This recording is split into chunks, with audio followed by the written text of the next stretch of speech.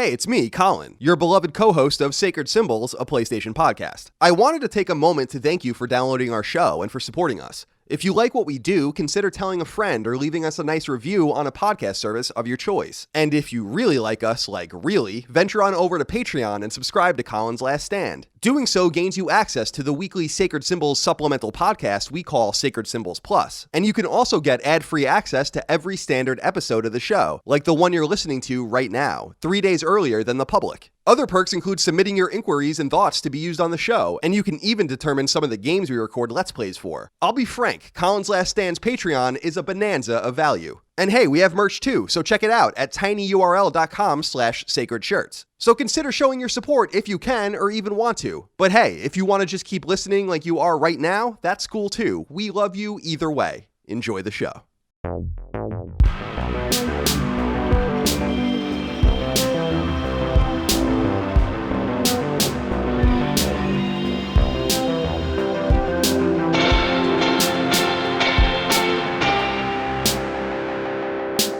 Greetings and salutations. Welcome back to Sacred Symbols, a PlayStation podcast. This is episode 69. Whoa. God damn it. My name is Colin Moriarty. I'm joined by the sexual Chris Raygun. I mean, Chris, that seems to be the only proper introduction to an episode numbered 69. How do you feel about that? I mean, it was bound to happen. This is unavoidable.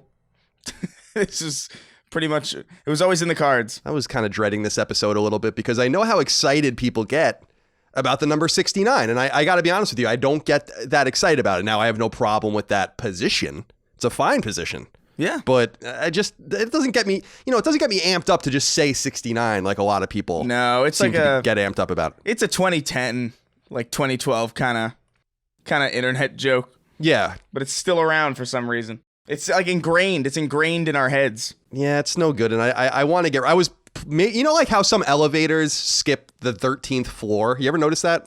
In New York City, it's pretty common. Yeah. Or 13th Avenue or 13th Street in a city grid. I was thinking about just skipping 69, but I felt like the fury in the audience would have been so palpable and indeed so sexual that I didn't want them to go without it. But I got to say, like, a solid 10% of our inquiries on Patreon for this week were just nice. That's all they said was nice. Oh my God. Well, yeah.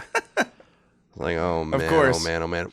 Well, Chris, are you well? How you were telling me before we started recording, you went to a wedding this weekend, so you're feeling quite festive, I imagine. Yeah, I went to a friend of mine's wedding, and it was really cool, really fun. I like wearing suits though, and I don't really have all that many opportunities to wear them without coming across like a psychopath. So sure. It was a good excuse. No, I hear that. 100%. I like wearing suits too, but I'm always a little self-conscious in them because there's all these Byzantine rules about wearing suits where the tie clip goes in between the second and third button and the shoes go with this and the belt and the... Yeah. It's a lot. It's a lot. I didn't really care that much. I just wore whatever the hell looked vaguely okay. But right on. But, it was a lot of fun. I saw a lot of people that I haven't seen in a while, and they were all like, comedy editor, YouTube people, and it was very chill, but it didn't feel like a networking thing, Sure. It felt like everybody just hanging out and having a good time. So I'm feeling pretty good. I'm glad you're feeling good. Welcome everyone to episode 69. Remember, Sacred Symbols is ostensibly a PlayStation podcast. We talk about PlayStation here every Tuesday on patreon.com/Colin's Last Stand. You can also be a freeloader on free feeds, get it 3 days earlier with ads. And people are actually big fans of those ads. Like, I'm a little surprised by this. I even got a request from some patrons to make an ad compilation because they're not getting the ads. I'm almost ruining my own business by making the ads too good. So I'm sorry about that. Or you're welcome, depending on how you look at it. That's kind of an interesting problem to have. Yeah, not bad. Not a bad problem, I suppose. No.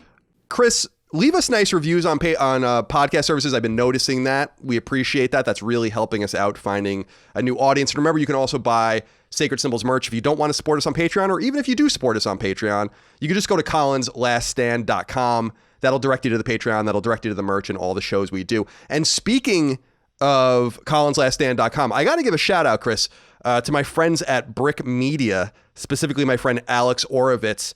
This is a small startup that is making websites and doing marketing for companies and such, and they reached out to me. They're fans of the show, and they wanted to make colinslaststand.com. So we did that. And by the way, this isn't a paid ad or anything. I paid for the services. Just wanted to give them a shout out. So they did a really nice job. If you like the website or are looking for anything like that, reach out to Brick Media. Alex at brickmediagroup.com. I promised I would shout him out. And thank you so much for your hard work there, Brick Media and Alex Orovitz. Chris, Sacred Symbols Plus still rolling on. Episode 11 just went up last week. That was you and I discussing the China/Hong Kong/Blizzard fiasco and all of that. We got really great responses from that episode. Oh, cool. So thank you all for listening to it. Next episode of Sacred Symbols Plus, I don't know. I don't know what we're going to do. What should we do, you think? I don't know. How long has it been since we did a mail bag? Yeah, we haven't done a mailbag in probably a month. That's a good idea. Yeah. Yeah. But there's not much happening right now, and then obviously a lot of the releases right now are kind of awkwardly paced. So it's not like we could really have that much of a spoiler cast on anything in a timely manner. Indeed. And I agree with you, actually. With we're going to talk about spoiler cast in a minute because it has been a little while since we've done one. But you know what? Chris is right now. Chris is a broken clock. He's only right twice a day. But he is right about this. We should do a mailbag. For those of you that are unaware, you can submit your questions, comments, concerns, thoughts, and ideas on patreon.com/CollinsLastStand to our show.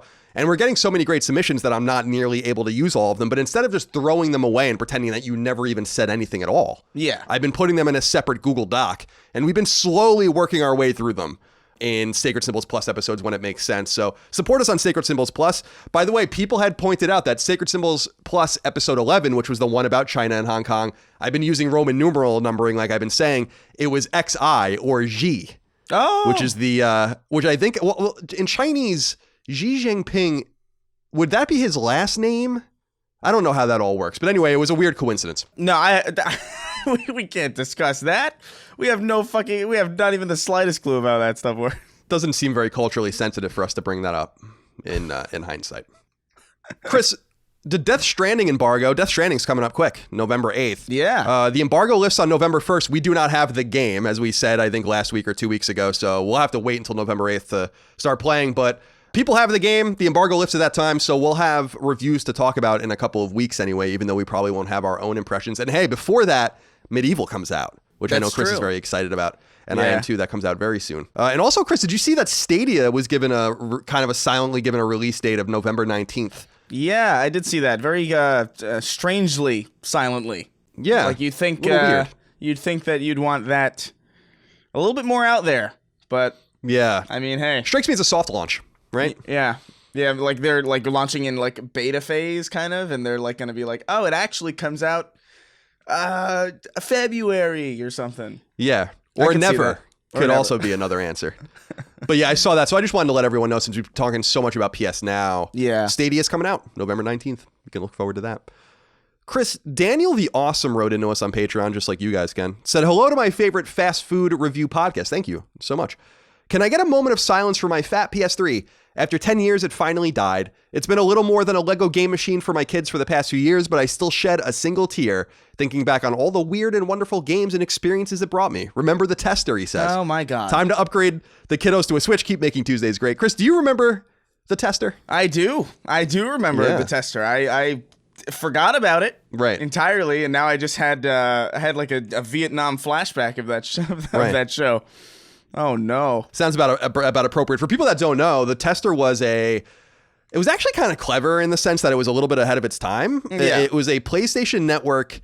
So you'd watch it on your PS3. You probably watch it on PC. I don't really remember, but it was a PSN exclusive reality show where they would invite a bunch of PlayStation enthusiasts in to compete, and the winner would become a tester at a PlayStation studio or whatever. I don't know how exactly it worked out for two of the winners. I know the last winner works in PR now, worked at Sony PR for a little while and moved on to other PR. But my favorite memory of the tester is we had a deal when I was on Podcast Beyond with Sony to interview the loser out of every episode. They would call in and we would talk to them, and I would judge them and also test them myself on their PlayStation knowledge. These people didn't know fucking anything. Yeah. They didn't know a goddamn thing about PlayStation. That was what bothered me the most. So good riddance to the tester, and hopefully everyone that was on the tester never works again. Wow, that really came out of nowhere, huh? Yeah, that was like Holy bubbling moly. for years. Oof. Glad I got that off my chest. Chris, we also got a letter from Austin N. We actually got quite a few letters of this nature. He said, can we address the comment that a fried burrito is just an egg roll? It is clearly a chimichanga. Everyone knows that. It's a good point. I looked up the definition of chimichanga, and it literally said fried burrito. So, I suppose. I guess an egg roll is more determined. Like, an egg roll is defined more by what's in it. yeah. And a burrito is just sort of like the type of confinement. Like, a burrito is like anything that's in, like in a tortilla in the way that a burrito is normally folded. But an egg roll is like rolled up, and it's like very specific ingredients. So yeah, it's a fair point. Do you like egg rolls? Not really. I'm not huge on them.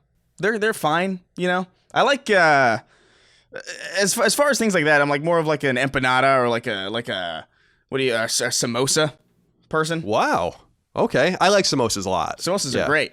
But I don't know, egg rolls are just kind of like as far as seafood goes, or like, you know, obviously the food that you would have normally accompanying an egg roll. I'd rather just have everything surrounding an egg roll than the egg roll. Yeah, I've always wanted to like egg rolls more than I actually do. I'm not a seafood guy. You can get some non-seafood egg rolls in my experience, but they're never right. They always taste like there's always something in them that's weird. Like, why is there cabbage in there? You know what I mean? I'm like, I don't want this. This isn't That's good. how I felt about sushi for a long time before I realized that I was eating the wrong sushi. Like when I would eat the rolls where they would like roll it up in a seaweed and they would put like here's an arbitrary avocado. Here's an arbitrary cucumber. And you're like, this is awful.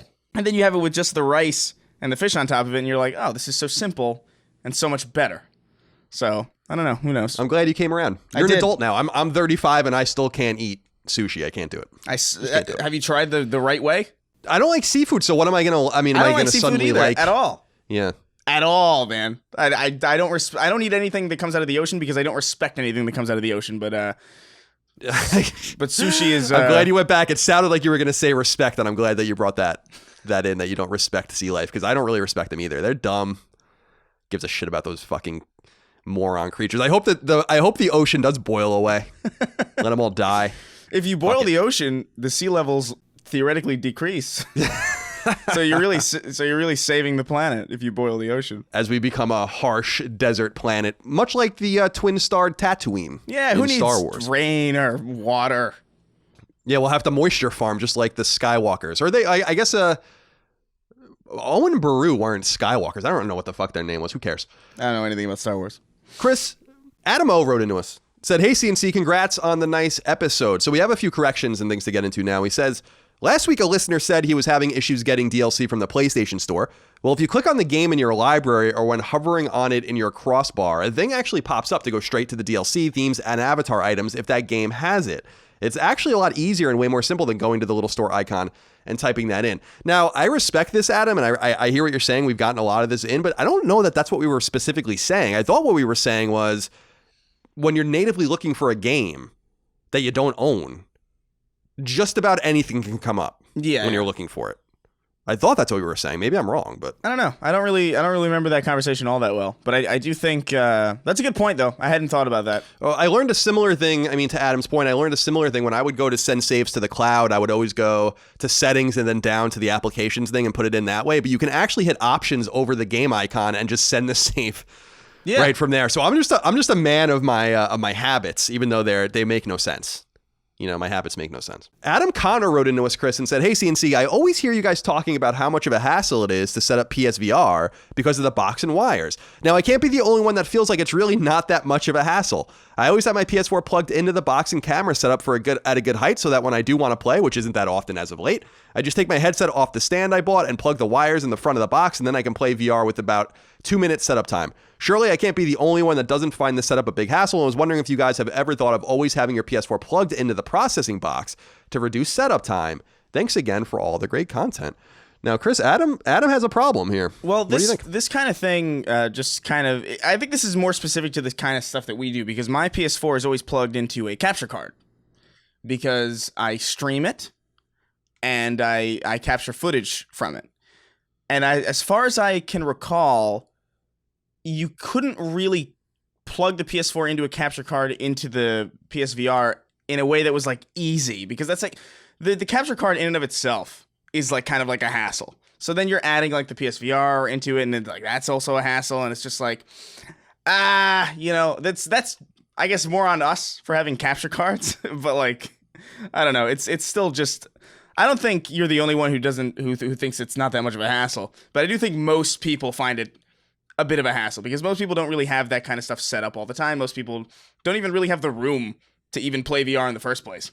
So, you know, I just think it's more of just your current surroundings kind of deal, you know? Sure. I think you're right. And I think maybe we're being a little dramatic about it to his point. But at the same time, I was talking more about the inelegance of it. There's fucking 8 million wires popping out of this thing. And like I was saying, there are wires on both ends. There's no way to keep that processing box in a way that looks elegant on your shelf or on your entertainment system. So that's what I was talking about. No, it's not the end of the world. I mean, I'm stupid as shit with putting things together, and I still can figure that out. I mean, it's not a big deal, but I just don't want to do it. They need to make it easier. That's why last week when we talked about the patents for the wireless PSVR 2 headset that we might be seeing for PS5, that was really tantalizing because maybe I'll find another excuse not to play VR when that comes out, but I assume that that's just going to be way easier. It's the cords coming out of both ends that really confuses me. I just don't understand what they were thinking with that, but there must have been a reason for it. I don't like wires strewn about in general. It's like a really bothersome thing to me. Me too. Chris, Brian Shy wrote into us and said, "Greetings, dictaphonic Colin and cocksure Chris.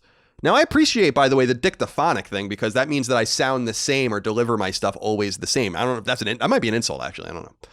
The meatiest of congratulations for stiffening your resolve in the face of haters and penetrating the 69 episode barrier. In honor of that titillating milestone, I have a pair of questions for you handsome chaps." Who's getting really in here? I cut out the second question, Brian, because I don't want to hear it from you anymore. Because you annoyed me so much. So we're only going to get to the first one. What do you guys consider to be a good video game romance? I can only think of Nate and Elena Drake from Uncharted for the realism and down-to-earthness. Titus and Yuna from Final Fantasy X came close, but the nightmare-inducing laughing scene disqualified them. Do you have any go-to romances from video games, Chris, that titillate and tantalize? I can't think of a single one. He's just shaking his I head. can't think of a single one now that, like, I've never thought about this at all. And I'm only realizing now that, like, I genuinely don't think I've ever seen a romance of any sort in a video game that I either believed enough to feel anything towards or cared enough about to even acknowledge. Oh, interesting. Even Crash Bandicoot has a girlfriend, right? No. Oh, really? I thought there's no female. Well, there is. Bandicoot? She's in like the first game only. Oh, you know, okay. so it's like she was just like the princess to save in the first game because Naughty Dog was like, this is how we make a game like this, right? And and then they ditched that bitch. Yeah, and then they gave him a sister in the later games. But it's like, do you have one? Because I don't. Nothing's coming to mind at all for me. Outside of the ones that he's obviously listed. Right. I actually sat down and thought about this for just a little while. And by a little while, I mean 1 or 2 minutes. And the only thing I came up with two things. Mass Effect 2 and 3, I really liked Miranda. I thought Miranda was really hot in Mass Effect 2 and 3, and I really wanted Shepard to get with her and certainly made that happen. She was very voluptuous, and right. I can't think of any other appropriate words to say, really. And then also Final Fantasy VI. There was a love triangle between Locke, Terra, and Celes that I thought was pretty cool, but that's obviously 25 years old now, so there are people that have listened that are younger than this listening to this. You're barely 25 years old, in fact. I'm almost 26, sir. Oh, I'm sorry. So you're 25 and change. Old. I apologize. That's right. Your birthday's coming up in December 3rd, if I recall, right? That's right, December 3rd? December 4th. December 4th. Okay, I was close. You were really close, though. That's close enough. That's pretty close. It's more than my dad once told me happy birthday in I think March. Your dad doesn't remember anything about your birth. Now, Chris, that's all I can come up with romances, but I will say for love, and maybe it seems like you do agree with this. I don't feel like video games do love very well. I don't feel like video games, at least AAA games, the games we think about, I don't think that they do romance well like movies do or books, novels do. I don't know why that is, but you're right. I mean, because when you think about film, you can think about all sorts of romances that you like or couples that you like or, what you pull for, whatever. But yeah, games are a little different. But I'm sure we'll get many letters in criticizing and critiquing everything we say about this, because I'm sure that there are many nerdy love things and Vita visual novels and stuff that we're simply not familiar with, of course. Probably. Chris, Xavier wrote into us, or Xavier. I never know how to say it. Is it Xavier? It's Xavier. It's Xavier, right? Yeah. Okay. He said, "Hey, CNC, was just wondering what game you two are going to do a spoiler cast on next.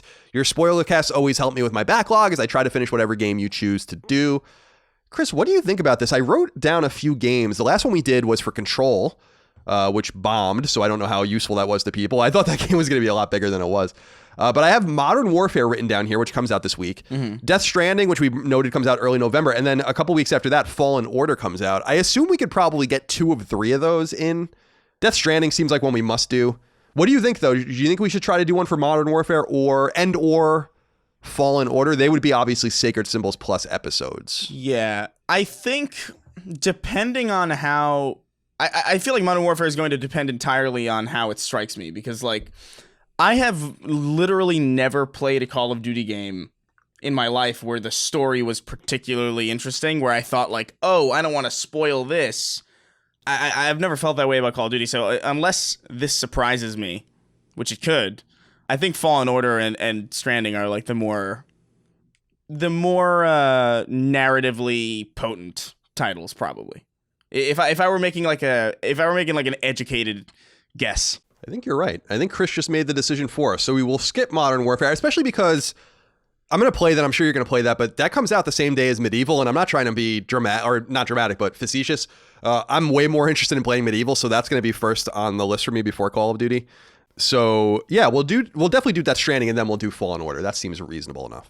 Yeah, and Medieval's going to be quick anyway, so. Yeah, the trophies are up. Seems like people are easily getting them. We'll talk a little bit more about that when we talk about the games coming out later on, but I'm stoked about it. Yeah. I'm looking forward to it.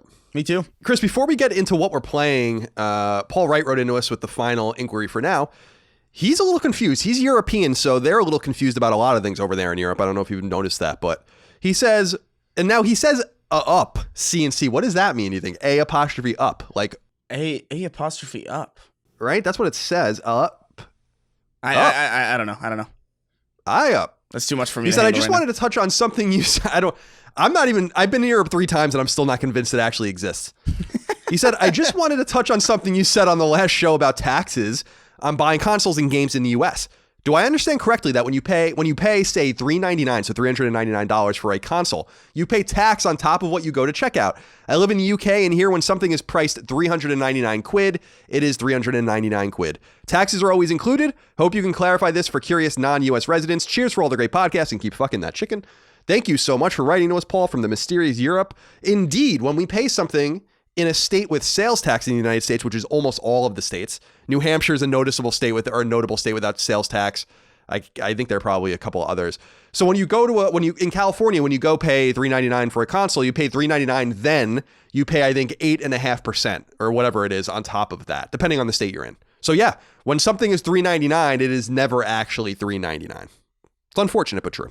No, I don't know. I do like when the prices are like, I do like that model of taxes being included in price. It really bothers me that we did, because it almost strikes me as like false advertising. You know what I mean? When he's like, hey, here's $3.99, but also like, fuck you. Here's another $25 that you guys, I don't know. It bothers the hell out of me. Yeah, it bothers me too. And I'm in complete agreement with you that we should have those things baked into the cake. But my bigger question with Paul is, he was saying about 399 quid. Why are they paying with items with squid? I don't understand what that means. They pay for things in Europe with squid? 399 squid? Quid is a really weird word in general. Yeah, I don't like it. I'm not crazy about it. I think it's kind of like how we say bucks, right? Yeah, I guess so. Or, yeah. Yeah. The quid, of course, is the pound, the British pound, and lots of discussion about the British lately, what with Brexit and all of those exciting things happening. So good luck to you guys. All right, Chris, it's time to talk about what we're playing. Now, I usually defer to you, but it says nothing, not a damn thing. Yeah. Is what you wrote in the document. No punctuation either, and it's all in capital letters as well. I haven't had really much time. Like, I've obviously still been playing Destiny, but it's this, like, what am I going to say about it? You know, it's the same shit. Nothing's really come out. I'm just, like, really excited about Medieval and, like, Outer Worlds and all that stuff that's coming out soon. So really what I'm trying to do right now is just grind everything in Destiny so I can just stop reliably and feel comfortable about where I've stopped and just go on to these other games that are really close and really around the corner. They really are, dude. I'll tell you. I'm getting a little bit, I don't know if nervous is the right word, but it's like a little overwhelming. Yeah. Like there's just so many games. I don't know what to do. You know, I don't know what to do. Yeah. It's a tad frazzling. It is. That's a great word for it. Frazzling is what I'm looking for. So Chris has nothing to really put in, and I understand that. It's like how I've been talking about Borderlands 3 and Tales of Hearts R for like a month. Eventually, you don't want to say anything more about it. Although with Borderlands 3, I'm playing the post-game stuff now and kind of just trying to, maybe go for the platinum. And I'm enjoying that game the more I play it. I got to be honest with you. Maybe I was a little hard on it. The story, I don't care about it, but nonetheless. Well, that's good. Chris, I've been playing a couple of other games as well. One Night Stand is this game that I picked up. It's pretty cheap. I think it's only $4.99. I actually got a code for it. It's a game that can be over in a matter of seconds or minutes. You basically play it over and over again, and it's kind of like a visual novel type thing about waking up in a bed next to a girl. You don't know how you got there or who she is, and then you take it from there. It's pretty cool, and I really liked it. So I got the platinum in it, and there's a lot of interesting... I like games like this. I don't need to play them all the time, but I really, really enjoyed the nature of this game, the way it made me feel, the narrative and just the dialogue. We've all been in awkward situations with members of the opposite sex or the same sex, whatever, in a romantic situation or in a sexual situation. And I think that there's something to relate to here. That's cool. For a lot of people. So I highly recommend it. Yeah, I recommend it. Very good game. I also fucked around a little bit with the Bradwell Conspiracy, which is, I think from, what's that team called? Bossa? They're the guys that did Surgery Simulator or whatever that game's called. And I think that Goat Simulator game. So this is actually a different kind of turn for them. And it's a cool idea. It's like, it's kind of like a podcast, or podcast. Why did I say a podcast? It's kind of like an adventure game, like a walking simulator / puzzle game that takes place in a fictional future, slight future Britain, where a museum is built at Stonehenge in southern England, and about this weird shit that happens there. It's pretty cool. It's a little bit weird. You can tell it's not written in native English with some of the stuff. Some of the art assets and stuff have weird English in them and stuff, which really removes me from the experience. But that's kind of not a huge deal, I guess. And then finally, I got around to beating Concrete Genie. And I do want to read this letter from Ryan Del Vecchio because he's right. And I got this feedback a lot. He said, "Hi, CNC. Just writing in out of curiosity. Last week, Colin said he purchased Concrete Genie for $40 when the game is actually $30 everywhere else. What the fuck happened here? I think there is a deluxe edition with the VR compatibility, so maybe you got that version." That is what ended up happening. I bought the VR version on mistake for $39.99, so that's my fault. That's my problem. The game is $29.99. I still think it's not worth $29.99. I'm not really crazy about the game, but I'm glad I saw it through to the end. I think it's scattered and quite vague in the way it plays, but the message is really cool. And like I said last week or 2 weeks ago, I struggle with playing games that are about bullying and being bullied, and it's kind of sad, that kind of subject matter, and that's what Concrete Genie is about. But I like it. It's fine. I think for if you can get it for $14.99, $19.99, I think it's totally worth playing. But I don't know where these like amazing scores were coming from. I'm just not seeing it personally. I think the game is quite frustrating actually to play at times. And otherwise, Adam Laws wrote into us before we get into the news, and he says, "Dear Colin and Chris, my first Metroidvania is almost in the books with Blasphemous. I have been loving it since starting, and I highly recommend it. Have either of y'all played it yet? If you have, any thoughts?" I did play a little bit of Blasphemous. This game is interesting in that it comes from a Spanish studio called The Game Kitchen. It was published by Team 17, which was responsible for publishing Overcooked and Yooka-Laylee and those kinds of games. What's cool about Blasphemous is that it takes place in Spain or in a Spanish setting with highly Catholic and Christian themes and messages, and thematically it's like really beautiful. I think it plays a little stiff, and I only played it for a little while. It's really hard actually. But if that's your first Metroidvania, I find that really fascinating because it is such an inaccessible Metroidvania that's really quite a surprise to me. So anyway, yeah, Blasphemous is out there. I don't really recommend it because I haven't played enough of it, but that is that. Chris, do you have anything else you want to add before we get into the news? I think we're good. We are too. I think we are too. Chris, let's get into it then. All right. Number 1. It appears once and for all that the hideous PlayStation 5 V-shaped dev kit is real. A new image of it appeared on a YouTube channel called Zone of Tech and shows the unit in far more detail than previously seen. Emblazoned with Prototype 1 and not for sale in all capital letters on the upper left side, the PS5 dev kit has an optical drive along with 4 or so USB ports, some lights and other dev kit only notifiers, and more. This all but corroborates design patents first reported by website Let's Go Digital back in August. However, we shouldn't fear too much when it comes to this unit representing the final design. The PS4's pre- and post-launch dev kits looked a lot like old-school computer towers turned on their sides and didn't resemble the final PS4 form factor in any way, shape, or form. What we've been waiting for now, above all else, is a picture of the controller, since the earliest leaks of DualShock 4 ended up showing a completely accurate representation of the final product. Chris, how do you feel now that we know? We know that these PS5 dev kits, based on multiple sources from Codemasters and others, we know they're real. How does that make you feel? It's, okay. I mean, you do what you do, I guess. Do what you gotta do. But I know that they don't represent the final design typically. I just wonder why they even bothered designing it in such a weird, specific way. You know what I mean? It's one thing to have a box with vents on it that just sort of that's sort of nondescript and it's just it's just a box with all the components of the would-be PS5 in it.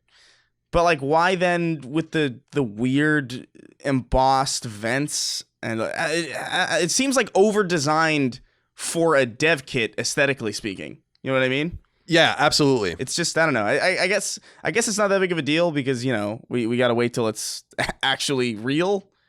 I don't know. That thing, I still think it looks fucking hideous, and I hope to God that it's not a real fucking thing. Yeah, and I'm a little confused by the amount of effort put into the dev kit as well. Because the PS4 dev kits were so much different in the sense that they didn't look like anything at all. They didn't have any sort of form factor. They didn't look. You wouldn't even really know that they were PlayStation anything, except for there were small PlayStation logos on some of them when the leaks started happening. But I think we're going to start seeing the controller leaks soon because they must be using controllers on the dev kits. And I'll be interested to see what those look like. Yeah. That'll be much more exciting than seeing the kit because those will be a parallel one-to-one of what the controller actually is, which is pretty exciting. Yeah, no, definitely. So we'll see more about that, Chris, I think in the near future, hopefully. Although Sony, as we noted last week, said that they will not be showing any more, talking much more about the unit themselves. That's not going to stop their third parties and leaks from happening. And I've always wondered, by the way, do they do anything different to do they say they distributed 500 dev kits, right? Do they do really mild, weird shit to each of them aesthetically so that if a picture leaks, they can tell where it came from? You ever think about that? Yeah. Where there's there's a weird line on all of the Activision dev kits so that if one of them leaks, then you can at least trace it to where it might have come from. That would be smart. I would do something like that. I remember a story that was kind of similar where I think early on during the Xbox 360's development, people were walking around with really specific looking briefcases that were supposed to look like they had the unit in them, but they were really just fancy briefcases, just to throw people off. So it's not throw off the scent. Yeah, so it's not that kind of strategy isn't a thing that people think about or hasn't ever been employed before. So it could be a thing. Yeah, it's a little paranoid, but I would be a little paranoid if I were them. I mean, there's reason to be. Everybody wants to know about it. Yeah, exactly. Well, expect to hear more in the near future. Yeah. Did you know the air you breathe is dirty? It's true. The air you breathe is very dirty. Even inside your home, the air you breathe is polluted, and you're subjecting your family, friends, and pets to this air unwittingly. But if you have the Molecule Air Purifier, that's Molecule with a K, your indoor air pollution situation can be improved. Molecule destroys indoor air pollutants at a molecular level, instead of merely catching the bad stuff in filters, and its technology has been verified by science and tested by real people, which is of course of the utmost importance to mention. It's also good for people with asthma. You can also get Molecule air purifiers that fit your needs, whether a device for a large room or the all-new Mini for a smaller room. If you want to get 10% off your first air purifier from Molecule, simply go to molecule.com and insert the code SYMBOLS10 at checkout. Again, that's molecule.com, MOLEKULE.com, with the checkout code SYMBOLS10. Number 2. The American government has officially inserted itself into a row that's been brewing between publisher Activision-Blizzard, its consumers, and the Chinese government and business interests. In a letter written to the publisher's CEO, Bobby Kotick, on Congressional Stationery, the letter states in part, quote, "We write to express our deep concern about Activision-Blizzard's decision to make player Ing-Wai Chung forfeit prize money and ban him from participating in tournaments for a year after he voiced concern for pro-democracy protests in Hong Kong. This decision is particularly concerning in light of the Chinese government's growing appetite for pressuring American businesses to help stifle free speech, end quote. It points out Chinese mega company Tencent's investment in Activision-Blizzard's Chinese esport initiatives, and later continues, quote, because your company is such a pillar of the gaming industry, your disappointing decision could have a chilling effect on gamers who seek to use the platforms to promote human rights and basic freedoms, end quote. The document is signed by a bipartisan group of representatives and senators, including Democratic Senator Rob Wyden and Republican Senator Marco Rubio, and Democratic House members Alexander Ocasio-Cortez, Tom Malinowski, and Republican member Mike Gallagher of Wisconsin. The publisher has yet to publicly respond to this congressional letter, and the only reason I wanted to bring it up, Chris, was because we did do a Sacred Symbols Plus episode, as I mentioned already, about this, but this had broken since then, and this actually does signal the American government's subtle involvement, at the very least, in this ongoing saga. Do you think that this is going to matter at all when money is at stake? I mean, governmental pressure is a pretty big deterrent for anything. So I would imagine it would have some effect, or at least more effect than probably anything else would. Like, I think of all the things that could happen to make a difference, this is probably one of them, especially because it's so bipartisan. That's what I was going to say, too, is that the Washington, D.C. can't seem to do almost anything together. And I'm not saying that there aren't letters like this sent from bipartisan congressional delegations and stuff like that. These things happen, but they can't do anything together. They can't pass anything. And the fact that they got someone as extreme on one side as Alexandria Ocasio-Cortez, and then someone who is pretty conservative like Marco Rubio on the other side, just as an example, signing the same stationery, I think is a pretty good sign that the pressure is going to be exerted. And it's really going to be up to consumers of Blizzard's products to keep the pressure on, because they only care about money. Yeah. So if everyone forgets about this moving forward, and maybe, by the way, I'm not judging anyone. Some people might assume like this isn't really, as we spoke about on Sacred Symbols Plus, like this isn't really a fight worth having, because we can't really do clean economic deals with almost anyone if you want to count all of the fucked up shit that happens in these various countries. And that's a point well taken, but this is a good sign that the American government is paying attention and that they recognize how big the gaming industry is and how big Activision is in particular. So I will be interested to see and we'll be following this closely. And I know this is especially going to affect you, Chris, as you were planning on entering a Hearthstone tournament soon, as I recall. Yeah. You telling me. I was going to take the place of every single Chinese player, actually. Wow. Yeah. That's intense. Mm-hmm. That's intense. It's a big schedule. I hear all 1.4 billion people in China play Hearthstone. By the way, I don't know if that's true or not. Number 3, the day this podcast airs on Patreon, the 2019 World Series between the Washington Nationals and Houston Astros will have begun. But that hasn't stopped Sony and Sony-owned Dev's San Diego studio from announcing the next entry in their annualized MLB The Show franchise. Not surprisingly, the next game, exclusive to PS4, is called MLB 20 The Show, and it's set for launch on March 17th of 2020. If you pre-order any of the 3 collector's editions of the game, however, you'll get to start playing on March 13th. The cover athlete this year is the Chicago Cubs' Javier Baez, and in addition to the $59.99 standard edition, you can also get the following 3 more expensive editions.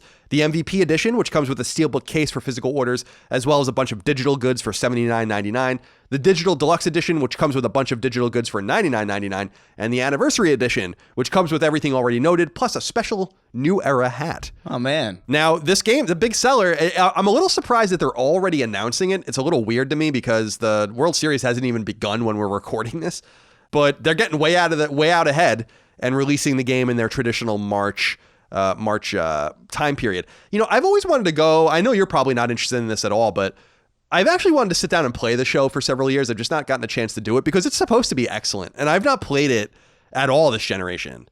So it's supposed to be a very true to form, very similar to NBA 2K20, a true to form, very well done sports game that they somehow make in like 9 or 10 months. So that's kind of cool. Yeah. No, it's pretty impressive. And it always sells a ton, so. It definitely does. And I'm always impressed by that because it is console exclusive to PlayStation. I'll reiterate what I've reiterated in the past, by the way, Chris, is that I still can't believe that no one else is trying to fight Sony for this license because I don't think it's exclusive. It's not like Madden, which is like EA owns the NFL license, basically, has licensed it exclusively. No one else can make an NFL game. But I don't think that that's the case with baseball. So it's a little weird that you would just cede it not only to a competitor, but to a competitor that locks it on their console. No one can play a AAA baseball game on Xbox. It's not possible. You know, it doesn't exist. It is really weird. Yeah. So anyway, we're wishing our best to those guys as they finish the game. And of course, we're very excited to hear about Sony San Diego's second game that I will remind everyone is rumored to be an Uncharted game. So we will see if and when that comes. Do you think, by the way, that they'll release the show on PS5 next year, or do you think they'll wait until the 2021 edition to do that? They'll probably wait till the 2021 edition. I don't. Yeah, you have to assume so. Yeah, I think it would just be too confusing otherwise. It's already such a confusing generational swap that I don't think they'd want to muddy the waters any more than it's already going to be. Yeah, you're right. And well, assuming, Chris, that the console comes out in November, which I think we assume it will, so it will be out in about a year from now. Baseball season will be done by then. The next game will be a few months away. So yeah, there's no and of course the forwards and backwards compatibility makes it kind of moot as well. I'll be really interested to see when they release in 2021 the PS5 version and the PS4 version. We haven't gotten two versions of the game, I think, since 2014, I think, is when they stopped making the PS3 one, maybe 2015. And they haven't made a Vita one since 2013 as well. So it'll be the first time we get multiple SKUs. And they're probably stressed out as fuck when you really think about it, because they actually have to make two versions of the game now. It's not like just making subtle roster updates and stuff. They have to actually make the game on PS5. So we'll see how that all works out for them. But we're wishing them the very best. Chris, number 4, some tantalizing stuff in here. Ooh. There are some interesting new tidbits about in-progress games at a couple of Sony first-party studios, one early in development, the other likely further along. First up is a slight nod on the LinkedIn profile of Sony Bend's Jeremy Vickery, who worked on Days Gone as the Senior Staff Lighting Lead. It's a little bit of a weird title, isn't it? Yeah. Senior Staff Lighting Lead?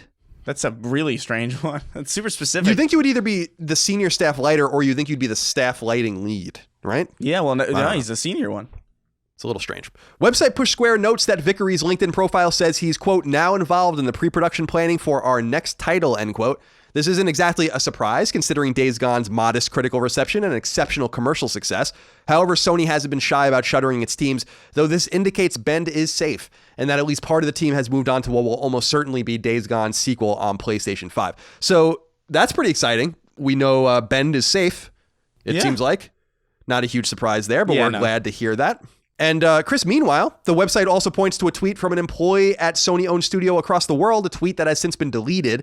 Darren Randall, Guerrilla's principal animator, tweeted from a Stockholm mocap studio that he was there doing motion capture, presumably for one of Guerrilla's reportedly 2 unannounced games. Guerrilla's last retail release was 2017's Horizon Zero Dawn, and it's widely believed that the team will be ready to go with something new at or around PS5's launch in late 2020. I always feel like when you delete shit like that, you just make it weirder. Yeah, no, for sure, yeah. So I don't know that he did himself any favors. I didn't check on the LinkedIn profile, Vickery's LinkedIn profile, if he deleted that, but it's always a Streisand effect. That's why you got to be really careful about what you put out there to begin with. Yeah. So we'll see. I mean, it seems a little... I'm looking at the clock here.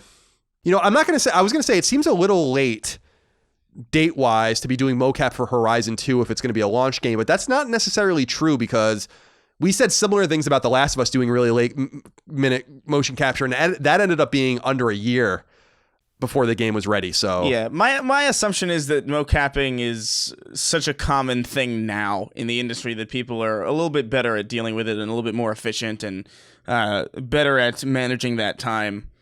I mean, people can do you can probably do mocap for like emotes and like, you know what I mean? In like a live service game and have them up and into the game in like a matter of probably weeks. Yeah. So I don't think. Yeah, you're probably right, Chris. I think it's also worth noting that very similar to audio and other things, that they might be doing pickups of some sort. You know, like we have a camera angle that's not represented in this scene. We need you to just, I'm sure that they call the people back to do what they, if there's anything that's lost in translation, as it were, between script and the game's creation. So this could be that too, that they just need Aloy back or whatever to, I forget that woman's name that plays her, but to just get a few things in or whatever, or DLC stuff, or it could be for their second game, which I believe is certainly going to be a team shooter. I don't know if it's going to be SOCOM or Killzone, but I think it's going to be one of those things. So we'll see, but very exciting. Do you think Horizon 2 will be a launch game? I think it's more likely that we're going to see a shooter. A shooter. Oh, okay. I think the shooter's going to. I don't know if necessarily it'll be a launch game. If anything, I'd expect it maybe early the year after. Okay. I could see that happening. I don't know if I feel like we would have heard a little bit more about Horizon specifically if it was Horizon. I don't know. That's just my like weird inkling about it. Yeah, they've been pretty tight-lipped about it. Now, I understand that we're in this weird space where they can't technically talk about PS5 games yet, and I think that they're trying to get through at least The Last of Us before they... Ghost of Tsushima is probably going to be the one that suffers the most from PS5. Yeah. Because it's going to be coming out in that weird space. But I think they're trying to get through The Last of Us at least before they start talking about anything else. But you're probably right, because Horizon came out in early 2017. They did release that winter-themed kind of expansion. And they've always been known to have two teams. They did have that team they were supporting in Cambridge, England for a while that did the Killzone game on Vita. But you're probably right just in the sense that making a shooter is probably a little bit more manageable than making the sequel to Horizon. And so they probably need that shooter more than they need Horizon as well. I think that they're going to need a service-based exclusive shooter. Yeah, no, I agree, especially in that launch window, because I mean, if I were in the industry, I would also be paying attention to the fact that, the next Xbox is going to be launching with a Halo game, and you're going to launch your PlayStation without a shooter of any kind and just sort of rely on the standard, a Call of Duty will be out. I don't know if I would make that call necessarily. Yeah, you're right. And that's a great point. That's a powerful point too, because Halo, for as much as Gears and Halo seem to have been declining a little bit, I mean, that's what people have been saying anyway. It's hard to kind of see now with Game Pass, especially obscuring sales. Like Gears of War didn't sell that well, for instance, the new Gears 5, but we don't really know because it still had millions of players on Game Pass, so we don't know how it would have turned out. But putting up PS5 without a big first-person exclusive shooter, I think probably would be a mistake in the shadow of Halo. But it's also maybe not a fight they want to have, because if you're going to put out Killzone, for instance, they always wanted Killzone to be a Halo killer. That was the idea of behind Killzone, as people might recall when the first Killzone came to PS2, was to be a competitive product for Halo. And Sony certainly believed in Killzone enough to buy Guerrilla, because a lot of people also don't realize that Sony bought Guerrilla after Killzone came out. So, and I think that was in 2006. I actually think they bought Guerrilla, Big, and Evolution. Two of those studios don't even exist anymore in the same time frame. But yeah, they need something big. But wouldn't it be interesting, Chris, if the other tact was to just not compete with Halo at all and just kind of even let them suck all that energy up with Xbox for the time being and then come out really powerfully in 2020? Or 2021. I'm sorry, 2021. I mean, you could, but like then that leaves, you still need a launch game, right? Which would make it another third person, action game. You know what I mean? It's just, I wonder if people looking to go to PS5 are going to see yet another one of those third-person action games, over-the-shoulder camera and all that, and be like, hey, these are good, but it's also like, this is a next generation, and it looks like we're getting another one of these. Yeah. Especially with Ghost of Tsushima being another one. I don't know. I would want a more diverse launch lineup. I agree. I do have lingering concerns about who's going to be ready to go. I think this is something we're really going to have to examine in the coming months, because I think Polyphony might be ready to go, but we've talked about this in the past. I just don't know, with Naughty Dog going so late, Sucker Punch going so late, Santa Monica going so late, Guerrilla kind of still being in this stasis period right now. Media Molecule's obviously occupied. Insomniac just went now that Sony owns them. I don't know who's going to be ready to go. That's a big problem. Now, we'll see how that all shakes out. We'll have much more to conjecture over in the coming weeks and months. Chris, number 5 is the MPD Group. The MPD Group, which tracks game software and hardware sales in the United States, has released its monthly data, this time analyzing September of 2019. Perhaps not surprisingly, NBA 2K20 was the best-selling game of the month, but the crazier stat is that in only 24 days on the market, NBA 2K20 is already the best-selling game, both overall and only on PS4 for the entire calendar year. How does that strike you, just before we get any further? NBA 2K20 in 24 days outsold every other game on the American market in over a 9-month period. It's it's baffling. It's crazy. It confuses me every time I see these numbers for sports titles, but I guess it's a lot of people. Yeah, people just buy these. I think there's a lot of people out there that own millions that own an Xbox One or a PS4 only to play Madden, only to play NBA, only to play the show, and maybe Call of Duty or something in there.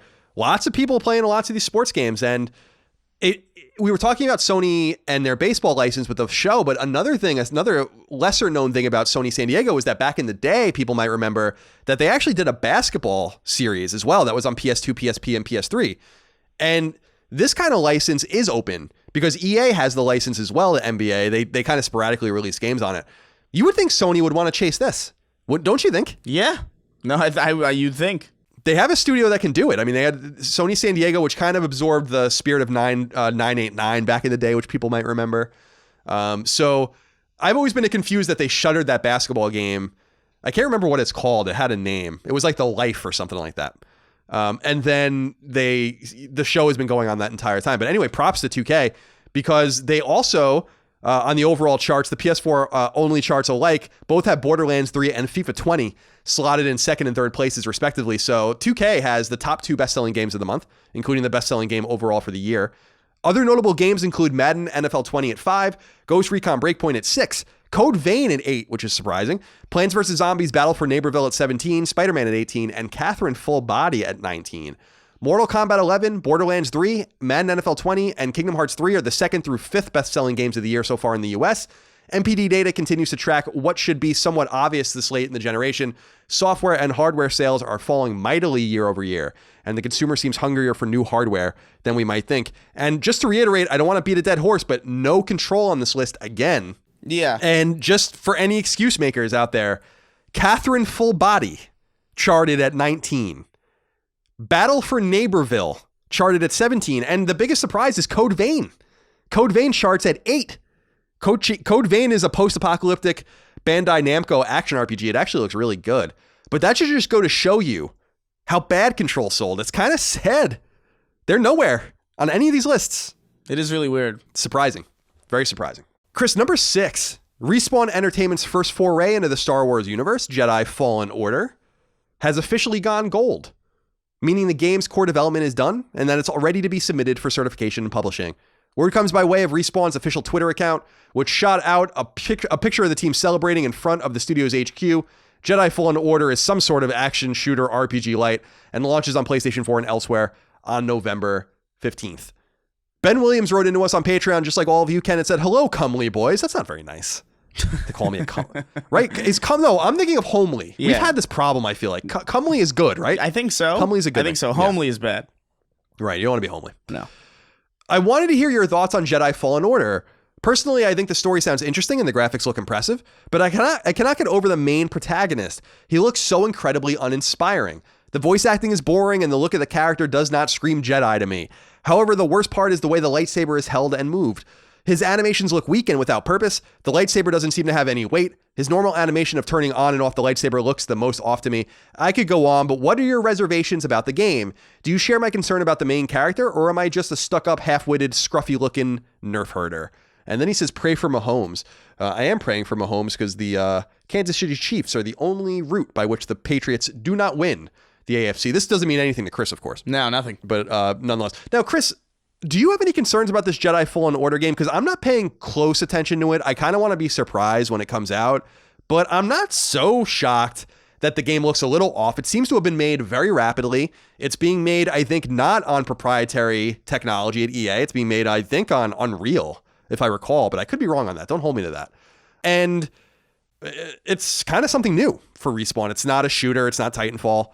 So I'm not shocked that it looks a little off, but I also don't think it looks terrible. I mean, I'm curious what your thoughts are. Yeah, I don't think it looks terrible at all. I'm definitely curious about it, but I'm not that big of a Star Wars guy anyway. Like I like Star Wars stuff when it like surprises me, but I'm never excited about it.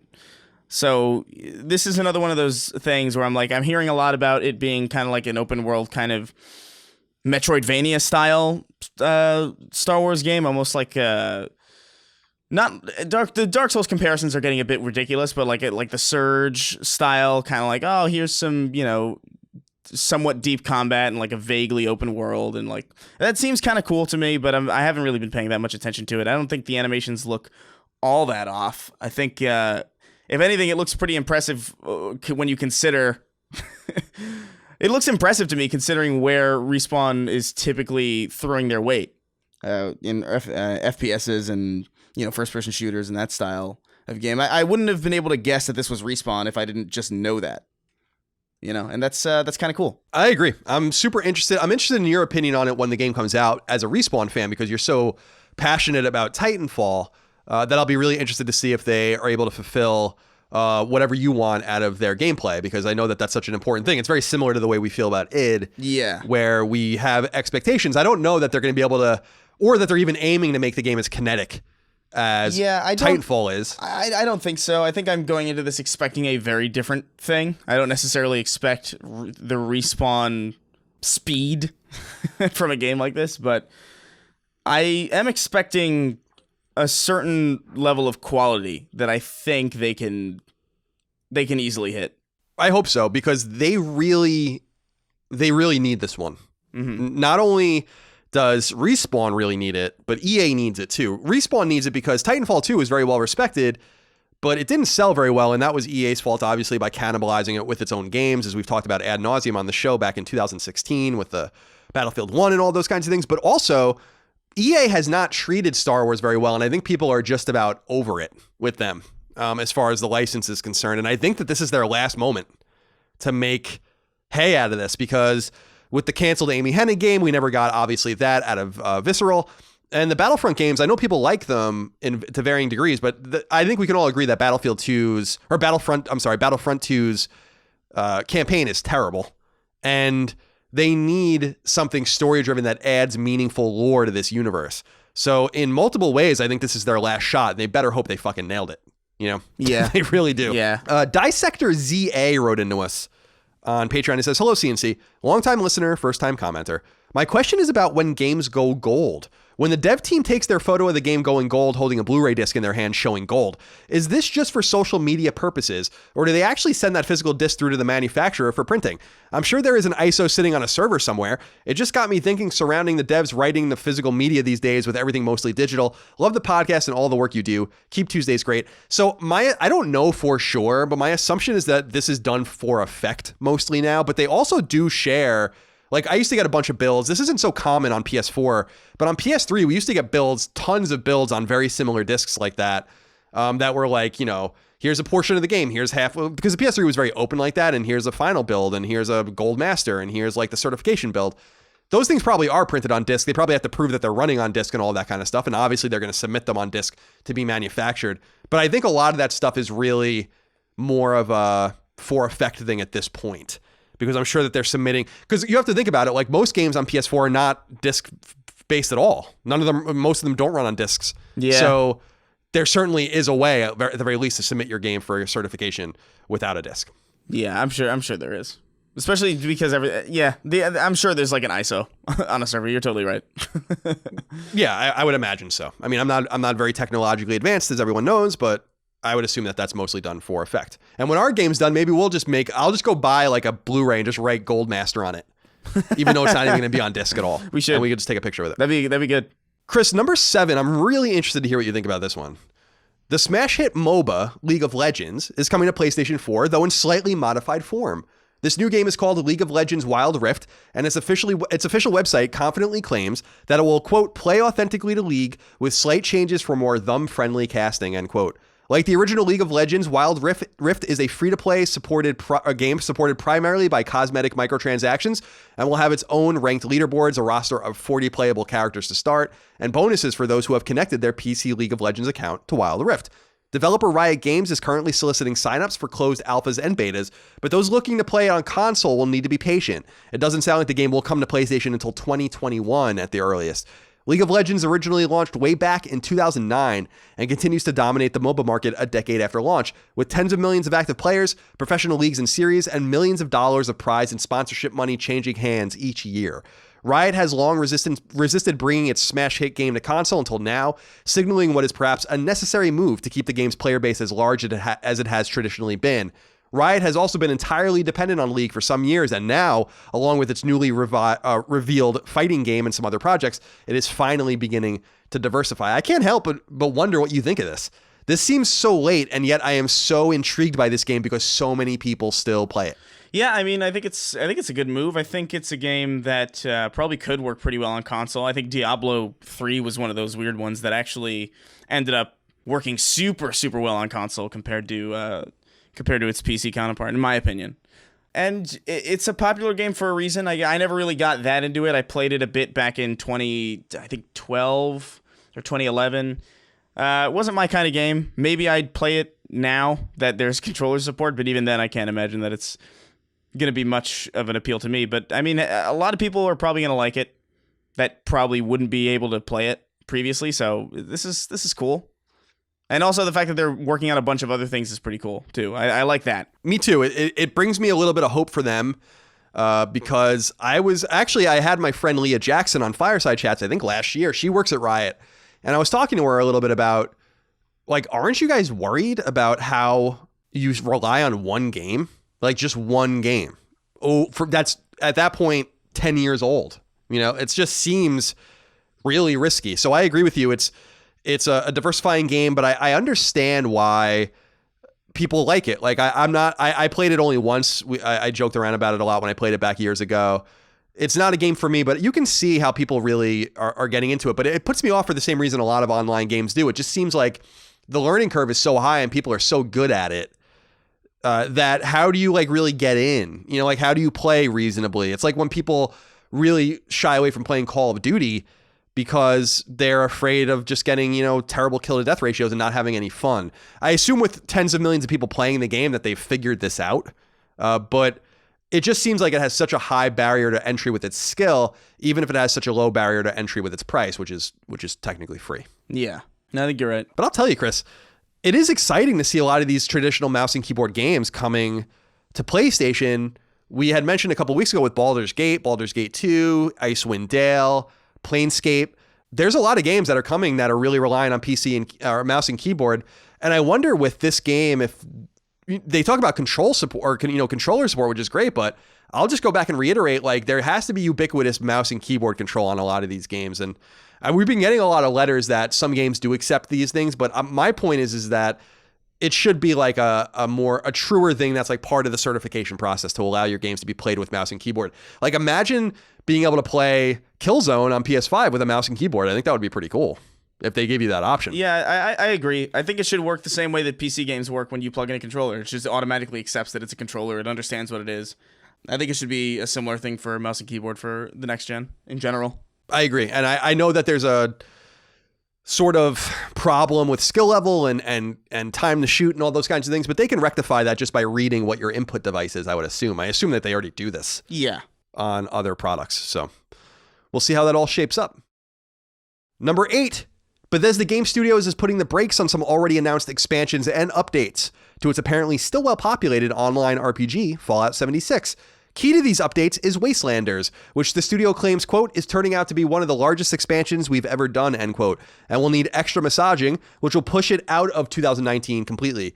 Bethesda is now aiming to get Wastelanders out in the first few months of 2020, and will bring with it much-needed NPCs that will help keep the game vibrant.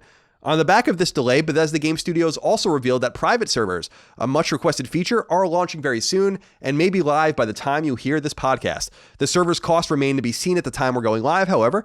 The blog post is clear that even more is coming in the future, including continued tweaks to the Atomic Shop, new events, and more. I was really interested in reading about the Atomic Shop, Chris. I don't know how much you know about this, but it used to just be you'd spend in-game currency on, like, cosmetics. And actually, the ironic thing about this is that people are complaining and they're going to start making it so that you can get other items on the Atomic Shop that are not cosmetic. So it's the exact opposite that you usually see with microtransactions in games, where the microtransactions are now going to be, I don't want to say play to win, but much more in that line. Yeah. But they're making that decision over a year after the game had come out. So it's kind of bizarre. That is super weird. Was that like requested? It must have been. That's really weird. That's so strange to me. As far as I understand, I think the currency is called atoms. Yeah. And I think people were complaining that they couldn't spend them on anything they actually wanted or were useful.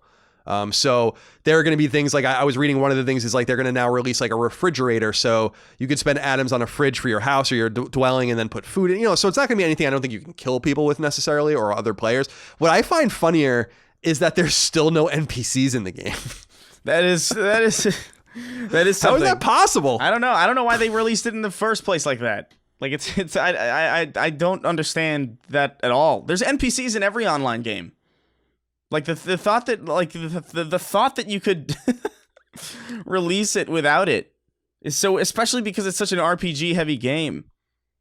That's so weird. It's very weird. I will not pretend that I understand that because I just don't. Long live Fallout 76. People are digging it. So we will check back in, let's say, whenever this new shit comes in, and we'll certainly hear from you out there in the audience about it.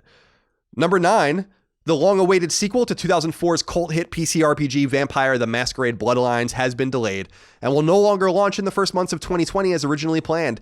In a blog post to the fanbase, developer Hardsuit Labs noted that 3.5 years into development, they simply need a little more time, though they're still aiming to get the game out in the 2020 calendar year.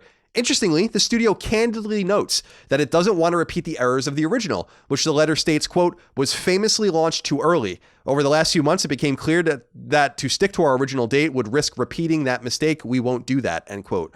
Hardsuit Labs is the team best known for 2013's free-to-play FPS Blacklight Retribution, and they're partially owned by Paradox Interactive, which is publishing Bloodlines 2. The original Bloodlines was published by Activision and developed by a studio called Troika Games, which went out of business shortly after Bloodlines' launch 15 years ago. It's also worth noting that early next year, there is an adventure game coming out in the Vampire: The Masquerade series as well. It's apparently maybe coming to PS4, but it's not confirmed yet, so we'll have information on that soon. But that will come out before Bloodlines 2. So we'll keep closer eye on that moving forward. Chris, this one I added just before we started recording. Yeah. And it will certainly incense many of our audience. Number 10, in its ongoing quest for world domination, European mega publisher THQ Nordic has revealed that it's now functioning out of Japan, a market it hadn't yet penetrated. The company is called THQ Nordic Japan. In a press release, the publisher said in part, quote, in our opinion, the only real way to truly embrace the Japanese market is to run it with a team of Japanese professionals, end quote. This is great news for Japanese gamers looking to get THQ Nordic published games, but it's actually probably even better news for those of us outside of Japan, since THQ Nordic will undoubtedly begin to identify and publish Japanese games to the Western market as well. When I read that, that's what I got excited about, is that THQ Nordic is now going to go and buy a bunch of these obscure Japanese teams and release their games in Western markets. So that's actually way more exciting than the usual shit that we make fun of them for. That actually is kind of cool. I wonder what the hell, man. Like, what an interesting game they're playing, though. Like, still. Definitely. They released that game, God, what is it called? Wrecked? Which I think is like a truck destruction game. I think it came out like last month. And it charted on PSN in the top 20. So they very quietly bought, as we discussed in previous episodes, they've really cleverly, maybe, depending on how much money they make, but cleverly went and bought all of these mid-tier studios that make like very specific games, like the guys who make the Tour de France games. Now THQ Nordic owns them, like weird shit like that. And they could just annualize these games in perpetuity, and people seem to buy them. As long as you keep your costs down, there's money to be made here. So I'll be very interested to see what they extract out of the Japanese market, because there is a lot of stuff in Japan that does not get translated and localized for our market. Yeah. Which is too bad. And that's always been true, but it's too bad now in our globalized audience. Number 11, if you're still playing PS Vita like I am and want to connect it to the PlayStation Store or to sync trophies, you'll find a new firmware update to download, the fourth of the year for Sony's dying handheld, according to website Silicon Era. Firmware Update 3.73's function is unknown, though the rapid-fire updating of Vita's firmware seems to be in direct retaliation towards hackers and homebrewers, who have been breaking open the handheld with increasing success over the last couple of years. Homebrewers. Can't say that word very well. I actually ended up getting this update. I was pinged for it this past weekend so I can sync my trophies. Damon Weathers wrote in and said, hey, Moriarty and Maldonado. So I finally rebought a Vita. I had the original OLED version at the release, but handed it down to a sibling just 2 months later. You're a piece of shit, Damon. You're responsible for all of this. And hadn't realized it was the slim model till I took it out of the box. And because I obviously can't read. Call me crazy, but it feels like a really cheap build. I don't mind that it's lighter and that it lasts longer, but did either of you prefer the heft and build feel of the first one more? Maybe I'm tying heft to quality and shouldn't be, but I was a tad disappointed. I'm hoping that it'll go away once I dive into some games. If you have one to suggest starting with an RPG, I would appreciate it. As always, keeping Tuesdays great. Thanks. Damon, that letter fell apart a little bit at the end. I should have probably proofed that a little bit more. Yeah. Didn't we just talk about this last week? Yeah, we did. We talked about how the I didn't know. It was when we were talking about you not knowing that you could charge the Vita. Right, so that was 2 weeks ago then. Yeah, that embarrassing little thing from me, but Yeah, the original OLED 2011-2012 version of Vita, I think, is vastly superior because of the quality of the screen, and I like a little bit of heft in my controllers and in my handhelds. Not too much. That I don't like Switch's heft, for instance. I think it's too heavy. But I think the original Vita was perfect. Now, Damon, you might be happy to know that you will adjust, I think, to the new Vita. I did too. I didn't think I was going to be able to adjust to it, but I ended up adjusting to it just fine. I think you will too. An RPG. How about Rainbow Skies? That's the RPG I recommend for my friends over at East Asia Soft. And finally, Chris, 12 is a wrap-up. Mm-hmm. The PlayStation blog reports that adventure game Close to the Sun is coming to PS4 next week on October 29th. Website Push Square reports that shooter Zombie Army 4 Dead War is coming to PS4 on February 4th of 2020, and that Shadow of the Tomb Raider's previously leaked definitive edition is indeed real and is coming to PS4 on November 5th. Website Gamatsu reports that RPG Sunless Skies Sovereign Edition is coming to PS4 in the first half of 2020. That puzzle game Fogs, that's P-H-O-G-S, exclamation point, all in capitals, is coming to PS4 in early 2020. That co-op action game Munchkin Quaked Quest is coming to PS4 on November 19th. That rhythm shooter Avicii Invector is coming to PS4 in the spring of 2020. That visual novel Root Letter will be coming to Western PS4s in 2020, and that both roguelike Ultra Age and turn-based RPG Warborn have been delayed out of 2019 and into 2020. Chris, specifically about this Dead War, the Zombie Army 4 game, have you ever heard of these Zombie Army games? Because I've always wanted to play them. Yeah, I've heard. I keep hearing about them. I keep They're seeing them. supposed to be pretty good. I keep seeing them on lists, and I'm like, yeah. Maybe I'll. There's got to be something to it, right? I think so. I have the Zombie Army trilogy. I got it from, I think I bought it a long time ago. I just have not played it. But hey, if any of you guys or gals out there have any experience with Zombie Army, let me know, because I think it looks really cool. It looks exactly like what I think I want, which is kind of like a single player horde mode. Yeah. That's kind of how I see it, but I don't know if that's exactly true. So people can write in and correct us. Now, Chris, as tradition dictates, we will go through the new game releases on PS4, PS Vita, and PSVR, and you will begin. All right. At your leisure. Battle Planet Judgment Day comes to PS4. Battle Planet Judgment Day is a planetary roguelite top-down shooter. Good Lord. Yeah, that's a lot. You are one of the universe's 3 most wanted criminals on the run, fighting your way through hordes of aliens, military, and police units. There's only one way to reclaim your freedom. Destroy them all. Wow. Seems like you're fighting the aliens, the military, and the police. I will say again. Holy shit. Say again, please. We know the name of the game. You don't need to put the name of the game immediately preceding it in the write-up. We understand. Yeah, I agree with you. I completely agree with you there. But again, no one gives a shit. That's true. So which is why we do this to begin with. It's a fair point. I can't wait to write mine as well. Part of me, when we write for our game, when it comes out early next year on PS4 and Vita, part of me wants to write like something really great. I think that's what I'm going to do. But part of me wants to write something horrible and just see if it gets through. Because that would be like a really great in-joke to our audience. We should repeat the name consistently. Right. Yeah, that's a great idea. We still haven't said the name. Beholder 2 comes to PS4. You are a newly employed department officer with the Ministry of a Totalitarian State. While you are poised to have an illustrious career and possibly become prime minister someday, the way up won't be easy. So how high up the career ladder will you climb? The choice is yours to make. That's interesting. You're a minister in a totalitarian state. It sounds like a serious Tropico.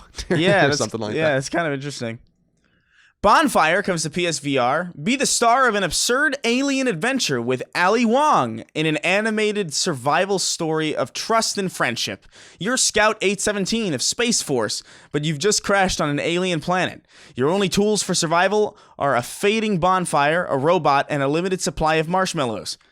And what's that sneaking around in the dark alien jungle? I like that Space Force is actually a thing now. Yeah, I was going to ask, you think that's Trump's Space Force? Yeah, I mean, it's the same thing? It's so weird to me that that's like a real thing because it sounds so fake. I know. It's awesome.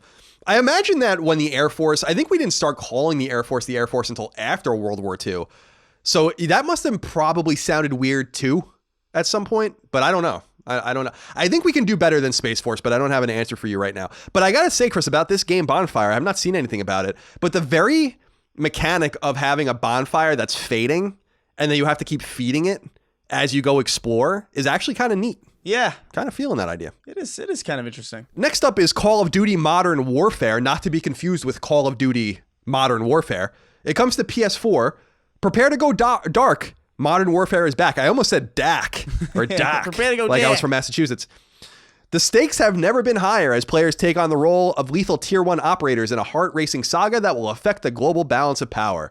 Infinity Ward delivers an epic reimagining of the iconic Modern Warfare series from the ground up. And we are very excited that this will include the return of the campaign, which we didn't have last year. Yeah, and supposedly it looks pretty good. It does. Cat's Quest 2 comes to PS4. Cat's Quest 2 is a 2D open-world action RPG set in a fantasy realm of cats and dogs. Under threat from a continuing war between the cats of Feline Guard. Feline Guard, I assume? Yeah, I guess so. Yeah, Feline Guard and the advancing dogs of the Lupus Empire. Oh, Cat Quest 2 tells the tale. Oh my god. Oh, no. Tale.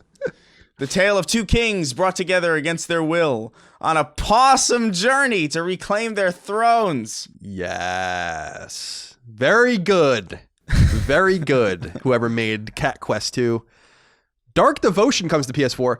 Explore the secrets of a mysterious fallen temple and put your Templar faith to the test in Dark Devotion, where no sacrifice is too great in praise of your god. Measure your devotion and your bravery by journeying into deepest darkness. Into deepest darkness? It's a weird. For answers to questions that will challenge your very existence. Okay. I'll pass on that one. Deep Space Adventure comes to PS4 and PS Vita. Join the D-Team, a top secret security force that protects the scientific space stations from virus contaminations. Take on randomly generated levels to save everyone before they all get infected. Avoid traps and monsters to survive the sweep. Are you ready to protect the space stations from biological threats? I'm afraid I'm not. I'm afraid I'm not ready. Door Kickers Action Squad comes to PS4. Rescue hostages, disarm bombs, and save the day in this old-school side-scroller action game with retro graphics and retro sensibilities. Online and couch co-op included. Choose your gear, then kick the doors down and face the action. And when it gets too hard, bring over a friend to help. Choose your gear, then kick the doors down and face the action. Kick doors. Face the action. I will do that. Thank you. Eastshade comes to PS4. You are a traveling painter, exploring the islands of Eastshade. Capture the world on canvas using your artist's easel. Talk to the inhabitants to learn more about their lives. Make friends and help those in need. Discover mysteries and uncover secrets about the land. Experience how your actions impact the world around you. This is a good example of I don't know what you're even saying, right? And like what is this game? It feels like advice almost. Right? like someone trying to tell me yeah, you got to calm down, man. You gotta look at the experience, the impact you have in the world around you. Just take it easy and paint, man. Yeah. A game known only as horror stories. A lot of thought was put into that one. Comes to PS4. How do you imagine murders are committed by serial killers? You find yourself in one of these situations in which you must not catch the eye of the killer, find items that can be used to create a trap, learn how the killer behaves to avoid him, and try to survive by killing him. That reminds me, last night, Aaron and I watched, I haven't seen this movie since the 90s, Scream. Yeah. Have you seen that, I assume? Yeah. With Drew Barrymore and all these people in it. What a weird... That movie's so fabulously 1996. It's awesome. And I didn't remember it starting the way it starts. Do you remember how it starts with Drew Barrymore? Yeah. Yeah, I didn't remember that at all. So I was like, it just got right into it. You know, I was like, Jesus Christ. Yeah, no, it's a really swift movie. It is. And you know what? It's not that bad. I got to say, it's not that bad. No. It's not good. But it's not that bad. It's got an air of campiness to it that I think protects it. Definitely. And also Courtney Cox is in it as well, which is excellent. Let's Sing Country comes to PS4. All begins with the first tone. Create your own spotlight with the hottest tracks in country music courtesy of Let's Sing Country and follow in the footsteps of cutting-edge artists. Cutting-edge country artists. Yeah, I mean... There's that one song that has the rapper and the singer, the country guy in it, right? That I've heard. Old Town Road. Yeah, but that seems like a pretty big. Yeah, but it's like what's it? Billy Ray Cyrus. You know what I mean? It's not like Daryl Worley took a break from writing 9/11 songs to make some kind of dance remix. Fair enough. This looks like a good one for you. It's called Lonely Mountains Downhill. Comes to PS4. Just you and your bike. Take it on a thrilling ride down an unspoiled mountain landscape. Make your way through thick forests, narrow trails, and wild rivers. Race, jump, slide, and try not to crash. all the way from the peak to the valley. I guess only the title sounded good for you, not actually anything else about it. Yeah, Lorn Sword Winter Chronicle comes to PS4. Lorn Sword is a story-driven action strategy game. As Corrin Lanka. As Corrin Lanka, that's a name. That's the name. I'm not saying a real word stupidly. You will have to use both your sword and your mind to cut through battles, fight, lead your men, capture gold mines, and build your base and call a friend to help you at any time. Capture gold mines, not build them. Capture the gold mines. Yeah.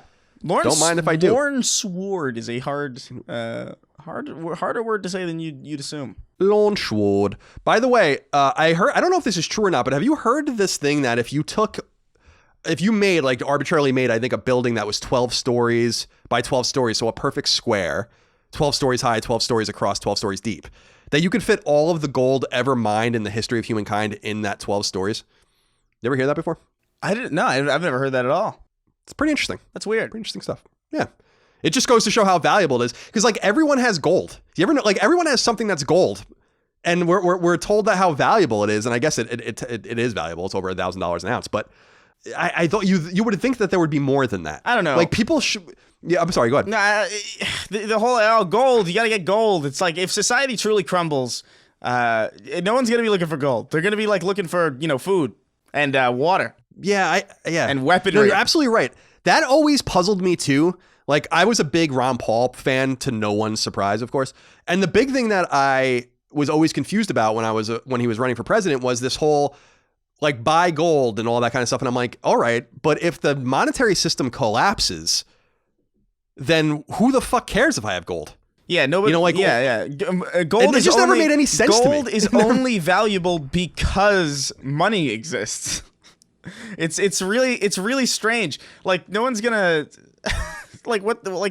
gold will be useful in putting a gold brick in your pocket and beating somebody to death to take their food when society begins looting. Right. But very little else. I'd like to think that I would take my gold and, much like Mel Gibson in The Patriot, I would melt them down into bullets, which I would then use on people.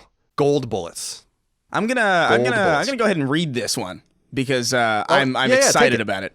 Yeah, take it. Go ahead and take it away. Medieval comes to PS4. This beloved fan favorite has been completely remade from the grave up, blending classic gameplay with stunning visuals. Step into the bones of Sir Daniel Fortescue, a slightly inept and long dead knight, accidentally resurrected by his greatest enemy, the evil sorcerer Zarek. With a second chance to foil his greatest foe, Dan will once again set out to save the kingdom of Gallowmere and earn his place as a true hero. Very well done. I'm so excited that you're excited, and I'm excited too. 3 exciteds in a one sentence. That's a great write-up also. It is. It's funny that how when it's Sony's own games, they seem to care. But they don't care about anyone else's. Yeah. Always curious about that. Minotaur Arcade Volume 1 comes to PS4 and PSVR. Minotaur Arcade Volume 1 brings you 2 arcade-style games in a classic yet modern style. You can even play in VR to get that Tron-esque feeling of being inside an arcade game. Volume 1 comprises 2 classic Llamasoft titles, Grid Runner and Exhilarating Shooter, Grid Runner and Exhilarating Shooter, and Goat Up, a fun platformer. Okay. It's a thing. Yeah, it sure is. It doesn't sound bad to me. No. Pba Pro Bowling comes to PS4. Lace up your bowling shoes and experience the most realistic bowling simulation ever created with Pba Pro Bowling. Uses accurate pro bowling styles featuring motion captured animations, expert commentary, and dozens of venues and environments. Do you like to bowl? No. Well, actually, you know what? I haven't been bowling in a while, but I remember having fun. I don't know if I had a bowling alley walking distance from me, I'd imagine I'd go. But it doesn't seem like something I'd ever want to make a day out of, Sure. Yeah.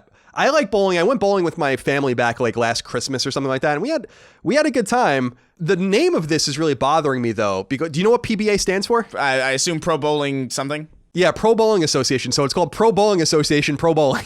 Yeah, it's like a write-up.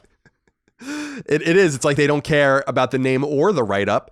But Yay, shout out to bowling. It's not bad. The only time bowling's on ESPN sometimes. If you accidentally if you watch the Monday or Sunday morning NFL show before football games start, which I know you don't, but I know a lot of people do, and then you don't switch over to a game when they begin on other channels, they always play bowling. And like, it's easy to like get sucked into this for like 10 minutes, be like, why am I watching bowling? And these guys are fucking good, dude. You know, like the guys that bowl and the ball like curves and like goes all the way to the gutter and then goes right back in. Yeah. And destroys the pins like explode. Like when I throw a ball down and they hit the pins like teeter over. Yeah. Probably shouldn't be admitting all of these shortcomings. Raging Loop comes to PS4. Immerse yourself in a thrilling psychological horror story taking place in the secluded Japanese village of Yasumizu. A heavy mist surrounds the place, preventing everyone from ever leaving. Ancient gods have come back to hunt the villagers down one by one. The feast has begun. Can you escape the village alive? No. God willing, I won't. Robox, not to be confused with Roblox, comes to PS4. Robox is an easy-to-play, fast-action, fierce-fighting robot boxing game with breathtaking graphics. Play against your friends or against the smart artificial intelligence, parentheses, AI. Thanks for that. Yeah. Robox player fighting to knock the opponent out with a devastating final punch and experience the true might of steel. Street Outlaws, The List, comes to PS4. Fasten your seatbelts and take a ride inside the world of American street racing and Street Outlaws, The List. From a custom street rod to a race-friendly farm truck, the vehicles and their drivers have one thing in common: the need for speed. If you're not on the list, you don't matter. Jesus Christ. It's very 90s. I know, it's awesome. The Legend of Heroes, Trails of Cold Steel 3 comes to PS4. Rain Schwarzer? I guess, I don't know. Yeah, sure. Rein Schwarzer uncovers a dark plot that threatens his homeland. To face their enemies, he must prepare a new generation of heroes as an instructor at a new branch campus and guide them towards victory. That's a storied series, right? Yeah, it is. I was going to say, this is one that people are super amped up about and is already selling very well, it looks like, and getting good reviews. It's got a great Metacritic score, I think in the mid-8s. That's great. The interesting thing about this is that there's no Vita version. The first two were on Vita as well, so you have to play this one on PS4, unfortunately. That's interesting. It could have been a better write-up. Yeah, because it assumes... So I think the series is about like an academy. Right. And so that's where the campus thing comes from, but they don't really explicitly say that. So it is a little weird. Yeah. The Outer Worlds comes to PS4. The Outer Worlds is a new single-player sci-fi RPG from Obsidian Entertainment and Private Division. As you explore the furthest reaches of space and encounter a host of factions all vying for power, who you become will determine the fate of everyone in Halcyon. Or Halcyon. Is that how you say it? I don't know. I think it's Halcyon. Halcyon. Thank you.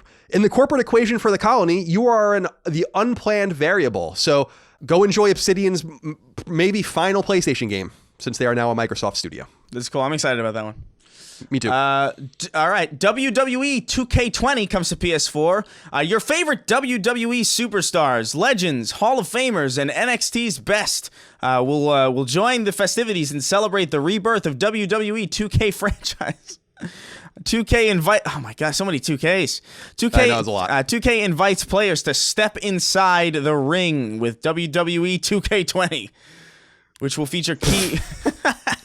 Which will feature key gameplay improvements, streamlined controls, and the most fun and creatively expansive entry to date. So, have you been seeing anything about this particular game at all? No, WWE games just sort of fly out of this dark abyss and just sort of find their way into society, and I never really know what to make of them, or I never really paid attention to when they come out, ever. Yeah, so the interesting thing about this game, apparently, is that it's not made by the traditional studio that makes the games. It's made by Visual Concepts, which is a studio that's totally new to it. The games used to be made by a Japanese studio called Yuke, Y-U-K-E', which I'm sure people have heard of. And 2K has handed it over to an entirely new studio, and apparently the game's... I can't speak to the nature of the game's quality. I don't play wrestling games, but apparently the game looks like shit. Oh. Like where I don't play wrestling games. I don't care about wrestling. And I usually wouldn't see that stuff, but there are literally stories being written about how bad it looks. And people saying, I think Push Square was saying how it's like one of the worst looking PS4 games. So We'll see if Ukes gets that contract back next year. Yeah. And finally, Yoga Master comes to PS4. Yoga Master is the first wellness game of its kind, built entirely in 3D and designed by experts to help you reach the perfect balance between mind and body. With an amazing soundtrack of original music, avatar customization, and BMI calculation, Yoga Master is the ultimate yoga game. I've always wondered, do you think, like, do people play these wellness games? Like, Wii Fit was really big about 10 years ago, but otherwise, like, do people play these games? I bet people buy them. Yeah. But I had a Wii Fit, and I can tell you I stood on it only when the Wii was off, just out of sheer amusement. Right. And that was it. I want to see you know how they talk about how you go on the stump, that old saying, you give your stump speeches, which is an old American saying for people that don't know about American candidates used to go to towns and stand on, like, a stump or a box and give their speech. That's what it feels like. I'd like to see people go around and stand on the Wii Fit thing instead. They just go around, they throw that out there, they stand on that. It's such a weird, like, I used to mess around with it, and I think the only experience I really ever got out of the Wii Fit was like, oh, so this is what being 5'7" is like. And it's because it gave you an extra inch and a half or whatever. Yeah, and it was just like, all right, I guess you got a little bit of a different glimpse. Yeah, but you're a very confident mid 5 foot person. Oh, thank you. You know, like I think a lot of people. You've talked about this, I think, whether on your shows or on our show, I don't know, but I've heard you talk about it in the past. Like, I don't think, because I'm 6 feet tall, I don't think that it matters as much as a lot of, like, short men think it does, as long as you carry yourself confidently. That's who you are. Yeah, I really don't think it. I can't relate to people who are complaining about it. Unless you're like, I don't know, like if you're like 4'11", they're like, all right, yeah. that might be harder to just confidence away. But like, because then you're just you're a tall dwarf at that point. Yeah. We should get into the questions. Yeah, all right. Good enough. As tradition dictates, we have 6 questions, comments, concerns, thoughts, and ideas to end with from our audience. Remember, you can submit your questions, your inquiries, and all of that to patreon.com/ColinsLastStand if you want to partake, just like Zach Wishnuff did. He said, CNC, you guys have previously discussed how the advancement of AI will lead to benefits in the video game space. This was mainly in regards to the difficulty of games and how NPCs react to players. I want to delve a bit deeper. Do you think that a true AI will have any benefits to the development of games? Can we have AI continuously develop games, thus reducing dev times? Keep up the great work. I think this is really interesting, and I got to admit, I mean, how many times have I said this on this episode already? I don't have a lot of technical knowledge, but I can't help but notice that people much smarter than me, or people even running for president, think like Andrew Yang and these guys that are talking about automation and AI and the disruptive nature of the so-called fourth industrial revolution. One of the things that these people talk about is that they think that there's some safety, like the whole like learn the code thing about how, oh, the coal miner in West Virginia will just learn how to, write C+ or whatever, and then he'll become a coder or something. A lot of these people say that we won't even really need coders anymore in a couple of decades because computers will write their own programs. I don't know how much you know about this more than I do, Chris, but do you see a situation where a game can be, because I like this, he says, could we have an AI continuously develop? Do you think that there'll be AI structured in the future, maybe, and we're just talking hypothetically, of course, that patches games on the fly, that realizes what's wrong with them, what people are like, sticking points, heat mapping and all that kind of stuff? What do you think about the future of all that? I think that's a long, long ways away. I think the most that you could argue is that you could probably see a game, the most complicated game an AI could develop now or really in the foreseeable, short-term future is probably like a Madden, or like a sports game, or like maybe like Hexic HD or something like that. I have no doubt that you could write an AI to develop a game like that. But I don't know about, you're not going to get God of War out of an AI, like not for a while, not for like well beyond. We'll probably be dead by the time that's even remotely possible. Yeah. I think you're right, because there's even these really hyper intelligent computers like that play Go and chess and all this kind of stuff at a really high level. In fact, I think that they've now created chess programs and Go programs that are basically unbeatable. But I also just think about like games like No Man's Sky and stuff. It's like you look at a game like that and you can tell. Yeah, you're right. You can see the shortcomings, and you can see it in just a lot of randomly generated roguelikes. Like you can even see that in Dead Cells and games of a really high quality when you just start seeing things pieced together the same way over and over again. But I bring that up only because we taught computers how to play chess. We taught the computer how to play Go. We taught them the rules of the game. I don't think a chess AI can learn how to play chess by watching, not physically, but watching in a computer, other people play chess and then garner the rules of the game that way. And I bring that up only because I feel like you have to have that ability first. Yeah. Then you create something else. I could be wrong about that. People can write into me. Again, I know there's a lot of technical minded people in our audience, but I feel like I agree with you. We are so far away from that reality. Yeah. And it just goes to show you that I don't think we can teach a computer how to play chess at a high level without teaching it how to play chess. You know what I mean? So that's like a big gap. Yeah. You know, once it knows the rules of the game, then it can do whatever it wants.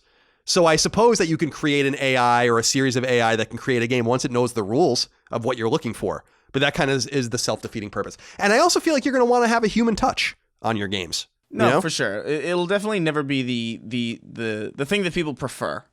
Could you, like I said, like could you make like an annualized generic kind of sports game? Probably. You probably just like scan all the scan all the current players and like just skin them onto current animation rigs, and that'd be probably fine. But I even something as simple as that relative to what we're talking about, I think that's like 2035 at the earliest, you know? Right. And it's interesting because even with some sports games like Madden, for instance, you know, Madden has every player is real. Every player has really granular stats. And it's always a joke about how NFL players take to their character if they feel like they're being, you know, shortchanged or whatever. And real people go to all of the NFL teams and all of their camp and their mini camps and their training camps and their games, and they score them manually. So it's not like, which is unbelievable, but true.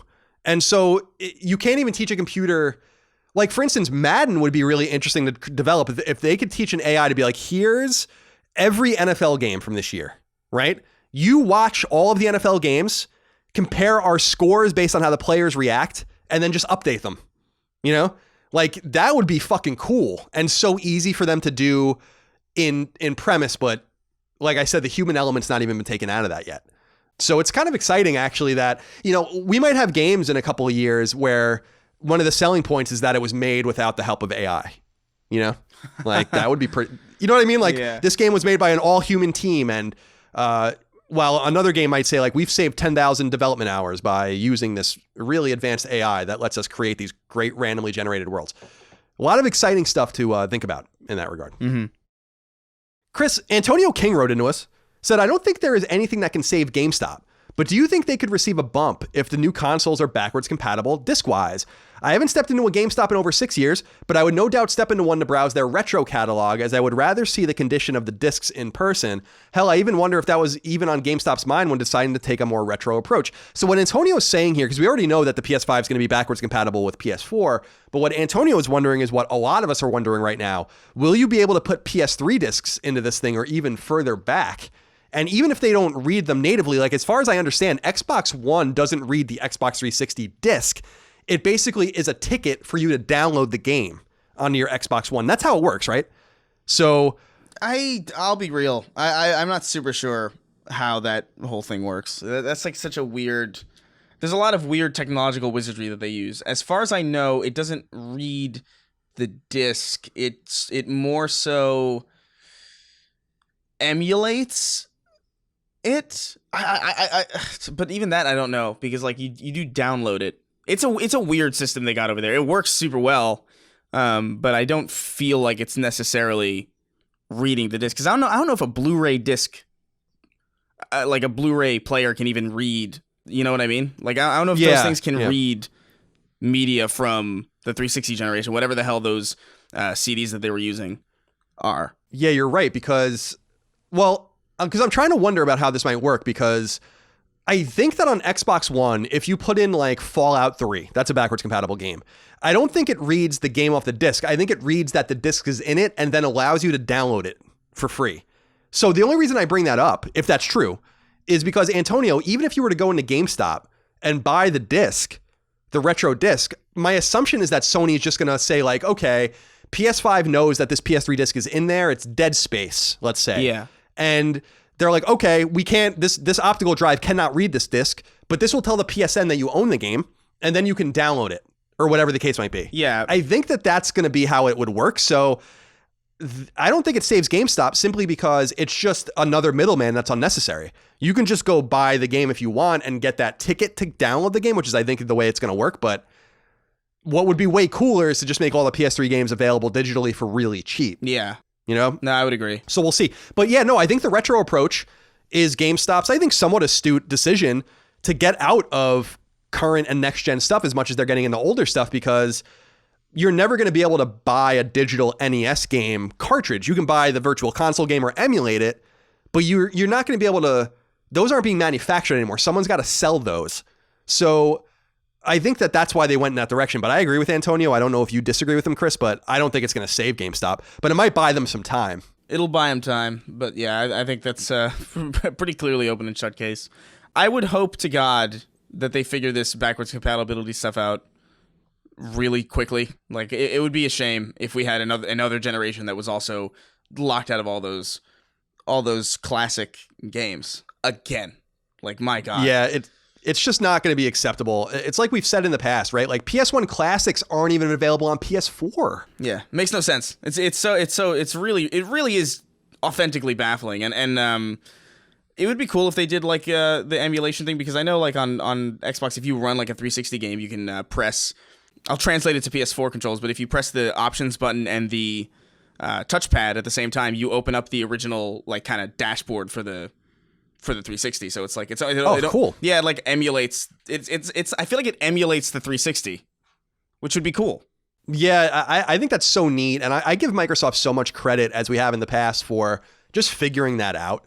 Yeah, knowing what the Xbox One was supposed to be and was supposed to do, and this was something they had to do with firmware and figure it out that way, and they did it. And I think that that's really unbelievable. And I think Sony has kind of gotten away with one this generation by not approaching things the same way, because they're both running on similar architecture. And you just think, like I said, like I just feel like they're holding back this solution because it's something they really want to have a big pop with PS5. But yeah, man, Chris, I'll be fucking dismayed if this thing doesn't go any further back than PS4. You know, I'll be really, really dismayed about that and really bummed out. Shocked and chagrined. Yeah, no doubt. Just I that would be so unbelievable. That would be brutal. If the PS5 can't read the PS3's PSN at the very least, so you can download those games, if you want to go download like Shatter or something, or Dead Nation, like if you can't do something like that, I'm gonna be fucking pissed. They're gonna be hearing it from me. I'll tell you that much. Chris, the man or woman named Plague Rat Army. Oh, okay. Wrote into us. It's nice. So hello, Colin and Chris. As you guys have said, console manufacturers usually take a hit on the sale of the price of a console in order to make money off of the larger player base with software sales. With the prospect of moving on from the PS4 to PS5 next year being less appetizing for some people because of the quality that the PS4 already delivers, would it be wise for Sony to shock everyone with an incredibly low price point? They would have to sell the consoles at an even greater loss than usual, but the trade-off could be worth it. Think of how many people would buy a PS5 if it came out at literally $249.99, and if Microsoft releases their own console for almost double that price. How many Xbox users would switch over? Well, this would be incredibly tantalizing, but I also want people to do the math on this, okay? Just to know how much Sony would actually lose. Assume that the console cost, just to keep it real simple, the console cost $350 to make. I think it's going to cost substantially more than that to make. But let's say it cost $350 and they sold it for $240 or $250, so $100 off. And let's say they sold 10 million of those consoles, right? Now my math could be off, but I'm pretty sure that's $1 billion loss. Yeah. You know what I mean? So they can't do that. You know what I mean? Now they can sell it and break even. They can sell it and maybe lose $10, $20, $30. When we're talking about a console being sold at a loss, we're talking about a console being sold at a loss of that amount of money, not at $100 and if you're really talking about $240, like now let's say, Chris, that the console costs $400 to make and they sold it at $250. So that's $150. I'm doing the math right now, right? 150 times 10 million is $1.5 billion in losses. You know, you just can't do it. Yeah. So you have to keep, because PS3 was being sold at a loss at $600, which is, I don't know how that's possible, but it's true. And That loss, I think, was somewhere up below $50, and they were eating shit. In fact, they didn't really want to sell many consoles because the games weren't selling. So if you were selling consoles into the wild and no one was buying any games, particularly first-party games, then you're losing even more. You'd actually rather sell fewer consoles. So I know that the math is really complicated, but you don't want to do that. Yeah. Sony couldn't possibly justify that level of loss, because when you expand that to 100 million units sold at 100, that's $100 billion in losses. You know? Yeah. You just can't do it. You can't do it. It's not economically feasible. And also just Sony is not they're not the manufacturer to do that. You know, if anything, the fact that Microsoft's games are on pretty much everything now puts them in a situation that if anybody would do it, they would be the ones selling their console at like a significantly lower price. And even they're not going to do that. So I think this is like a bit of a dream. Definitely. And I love where Rat Plague Army, I love where your head's at. But we just have to talk about the economics, because that is such a serious risk. They might have cash on hand actually to withstand some of that loss. But that's a loss that would be their stockholders and their board would have to be like, we have to make sure we make this money back. You know, like getting consoles into the wild is great, but you would probably have to keep undercutting, because once you got the console into the wild, then you have to be like, all right, well, now we have to sell the games. We really are desperate to sell these games. So now do we have to cut the price? And I think the better bet is to get this thing in at $399.99 with $70 games. I think that's probably the best you're going to get. But I could be wrong. Yeah. We'll see how it all shakes out. Chris Labrado Sanchez wrote into us and said, Hi, Count Chocula Colin and Chupacabra Chris. What's your take on game music and its importance to the story and gameplay?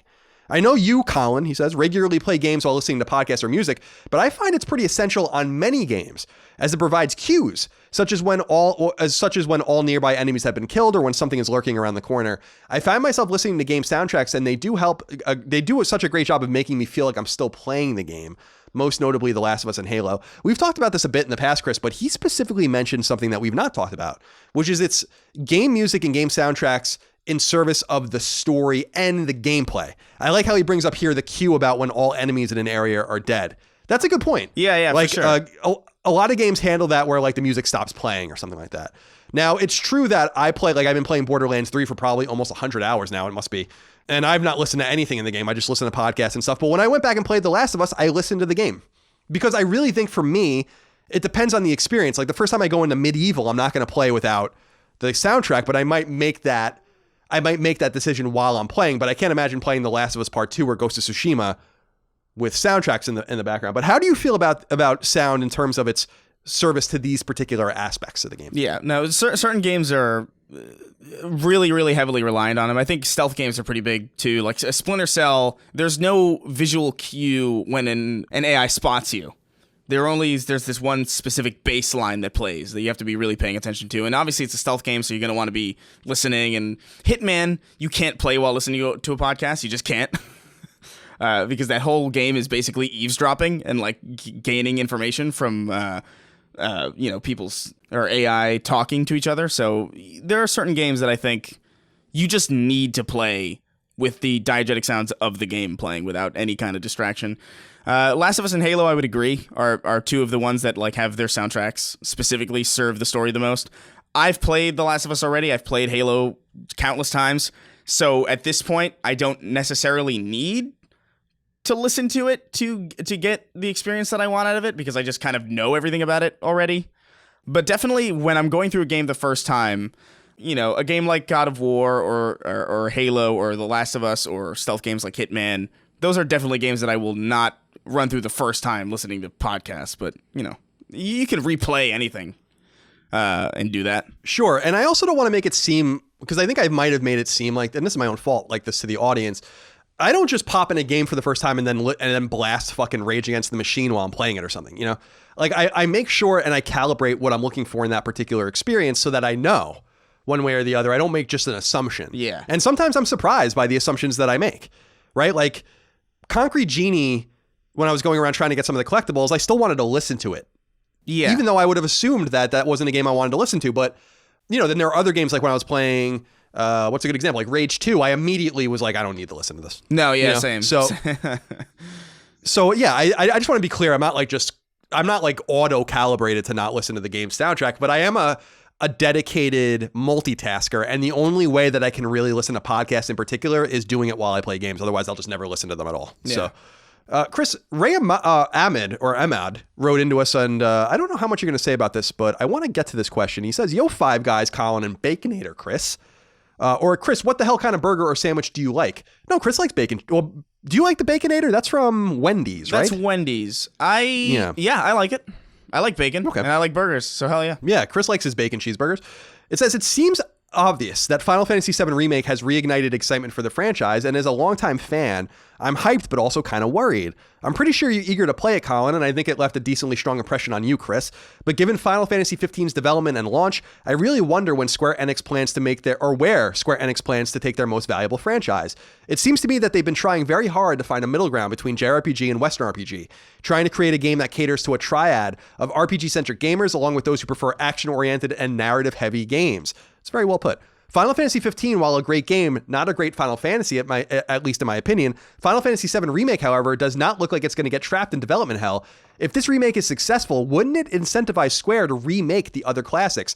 Not that I'd mind, but I feel conflicted because while this means there's a possibility for either 4, 6, 8, and 9 to get remade in the next 10 or 20 years, doesn't it also mean that the current team aren't capable of creating Final Fantasy games that are just as good or better than 1 through 10?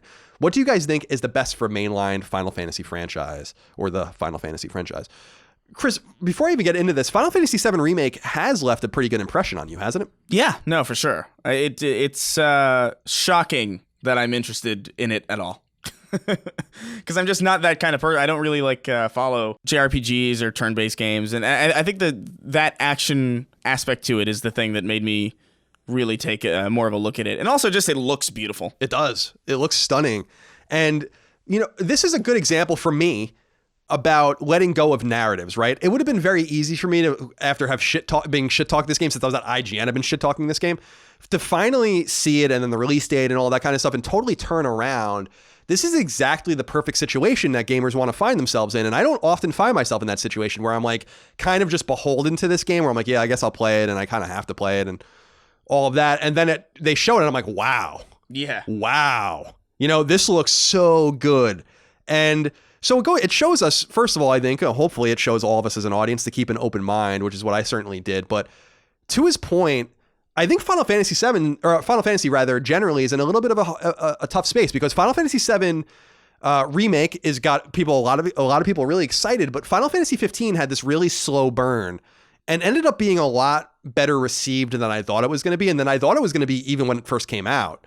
But you also have to remember that they did abandon their DLC plan almost entirely for Final Fantasy 15, and I don't know exactly how to read into that. Yeah. For people that don't know, they were gonna release all of these DLC packs, and I think they only released or are planning on releasing one.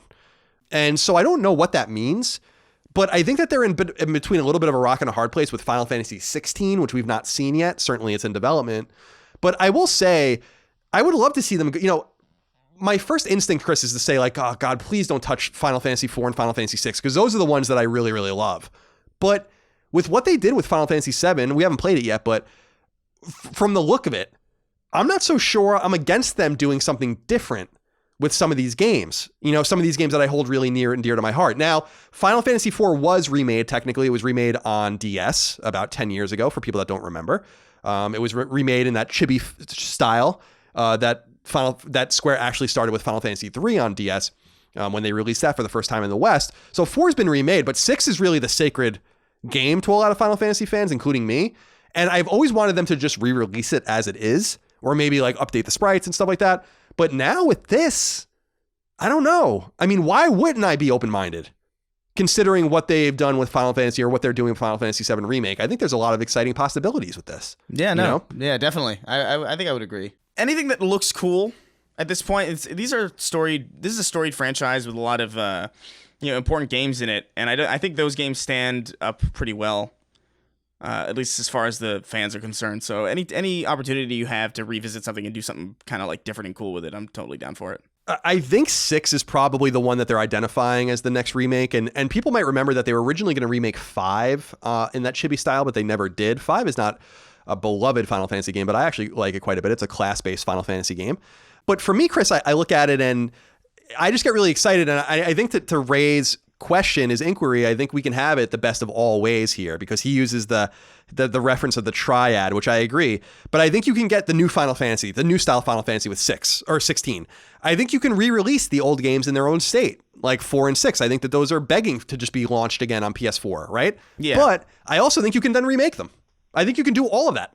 And we'll see how Square Enix decides to balance it. He talks about the Final Fantasy being their most important franchise. I'm not so sure that's true anymore. Dragon Quest is pretty important and always has been pretty important, especially with this merged Square Enix. But it's certainly up there, and they need to treat it with care. So I think we're going to see how this goes with Final Fantasy VII Remake. Also keeping in mind that 7 Remake should have more than one part. We don't know what's going to happen with that. Yeah. And then Final Fantasy 16 is in development. Final Fantasy 14 is still continuing on. So there's a lot for us to consider here. But I'm excited. I'm really looking forward to that game, Chris. Really am. No, it looks cool. Chris, let's end with Jeff Scott, who said, "Hey, CNC, are PS5 controllers going to cost more than $60? I'm of the opinion that controllers for this generation are already too expensive. It's especially egregious that a pair of Joy-Cons for Nintendo retail for $80. That is fucking nuts. With all of the enhancements coming to the new console, how much do you think consumers will be willing to pay for a PS5 controller? Happy sex number episode, and go Jaguars." Thank you so much, Jeff. This is unknowable, but my assumption is that the controller will cost more. Although I think that controllers do cost too much. I don't know why they cost so much. I don't get it. Yeah, I don't really get it either. I think the Joy-Con was the most egregious thing. I think, how much is a PS4 or an Xbox One controller? It's like 60? I think he says $60. I think 60 to 70. I want to say that I bought a couple DualShocks for 70, but I could be wrong on that. Yeah, they're definitely up there. But I'm also like a psycho who buys like elite controllers. So right. I don't know if I'm the best person to judge the value of a little gamepad. Well, you want to talk about getting stuff out at cost or for a loss. We never talk about peripherals. And don't you think it would be worth it for them to get as many of these controllers in the wild so that more people play more games together? You know, like I'm not saying that that's a big selling point. It's not like that Xbox controller with the disabled kid when all the kids came over and they were playing games and all that kind of stuff, or they're playing together or whatever. That's cool.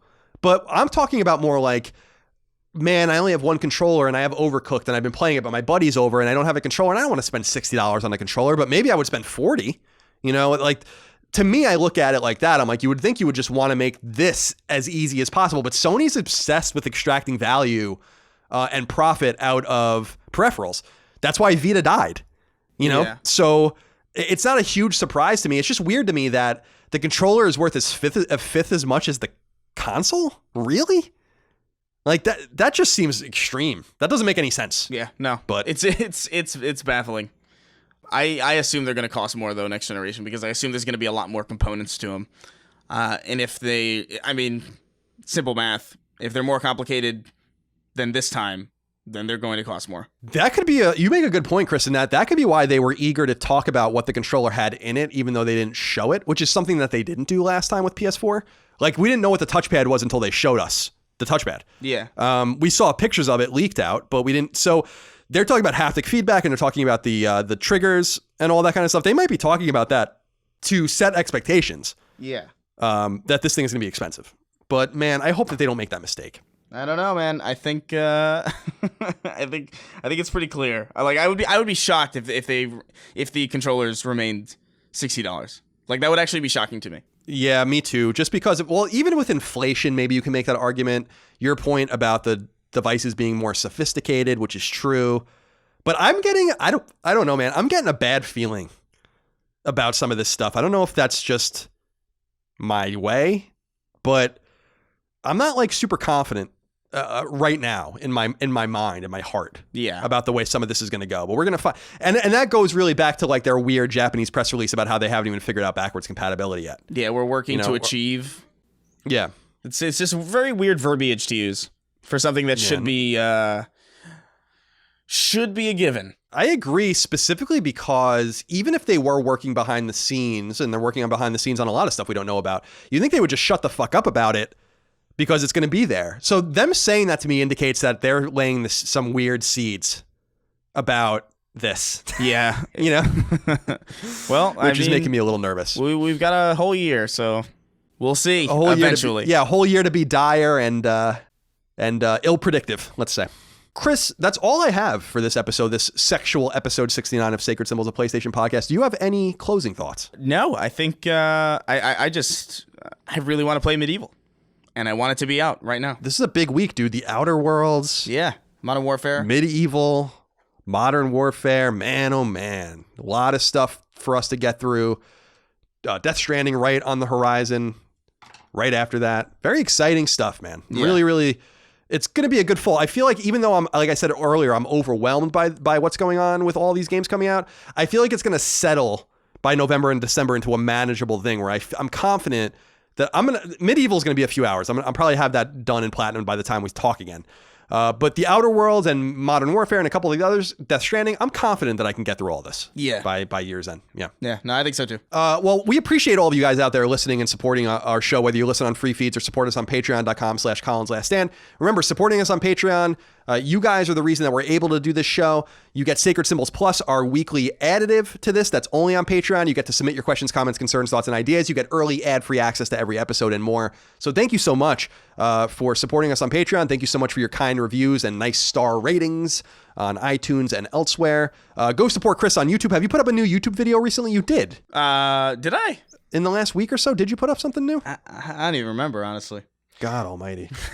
Well, if you don't know, then I definitely don't know. But go support Chris. Yeah, I did something sort of recently. Yeah, I did. I did a video on the Joker, all the Joker video, or what is it?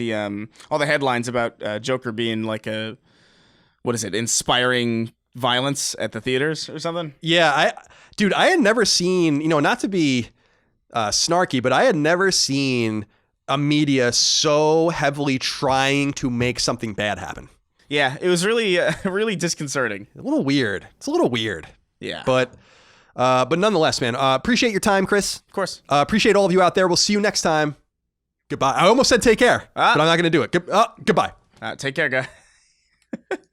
Sacred Symbols, a PlayStation podcast, is a product of and a registered trademark of Collins Last Stand, LLC, and is recorded right here in sunny Santa Monica, California, USA. This show is conceived by, is written by, and is produced by me, Colin Moriarty. My co-host is Chris Raygun. You can find me on Twitter at NoTaxation and on Instagram at CLS Moriarty. Chris is on Twitter at Chris R. Gunn and on Instagram at Chris_Ray_Gun. Sacred Symbols is edited by Dustin Furman. Any snail mail can be sent to the CLS P.O. Box, P.O. Box 1233, Santa Monica, California, 90406.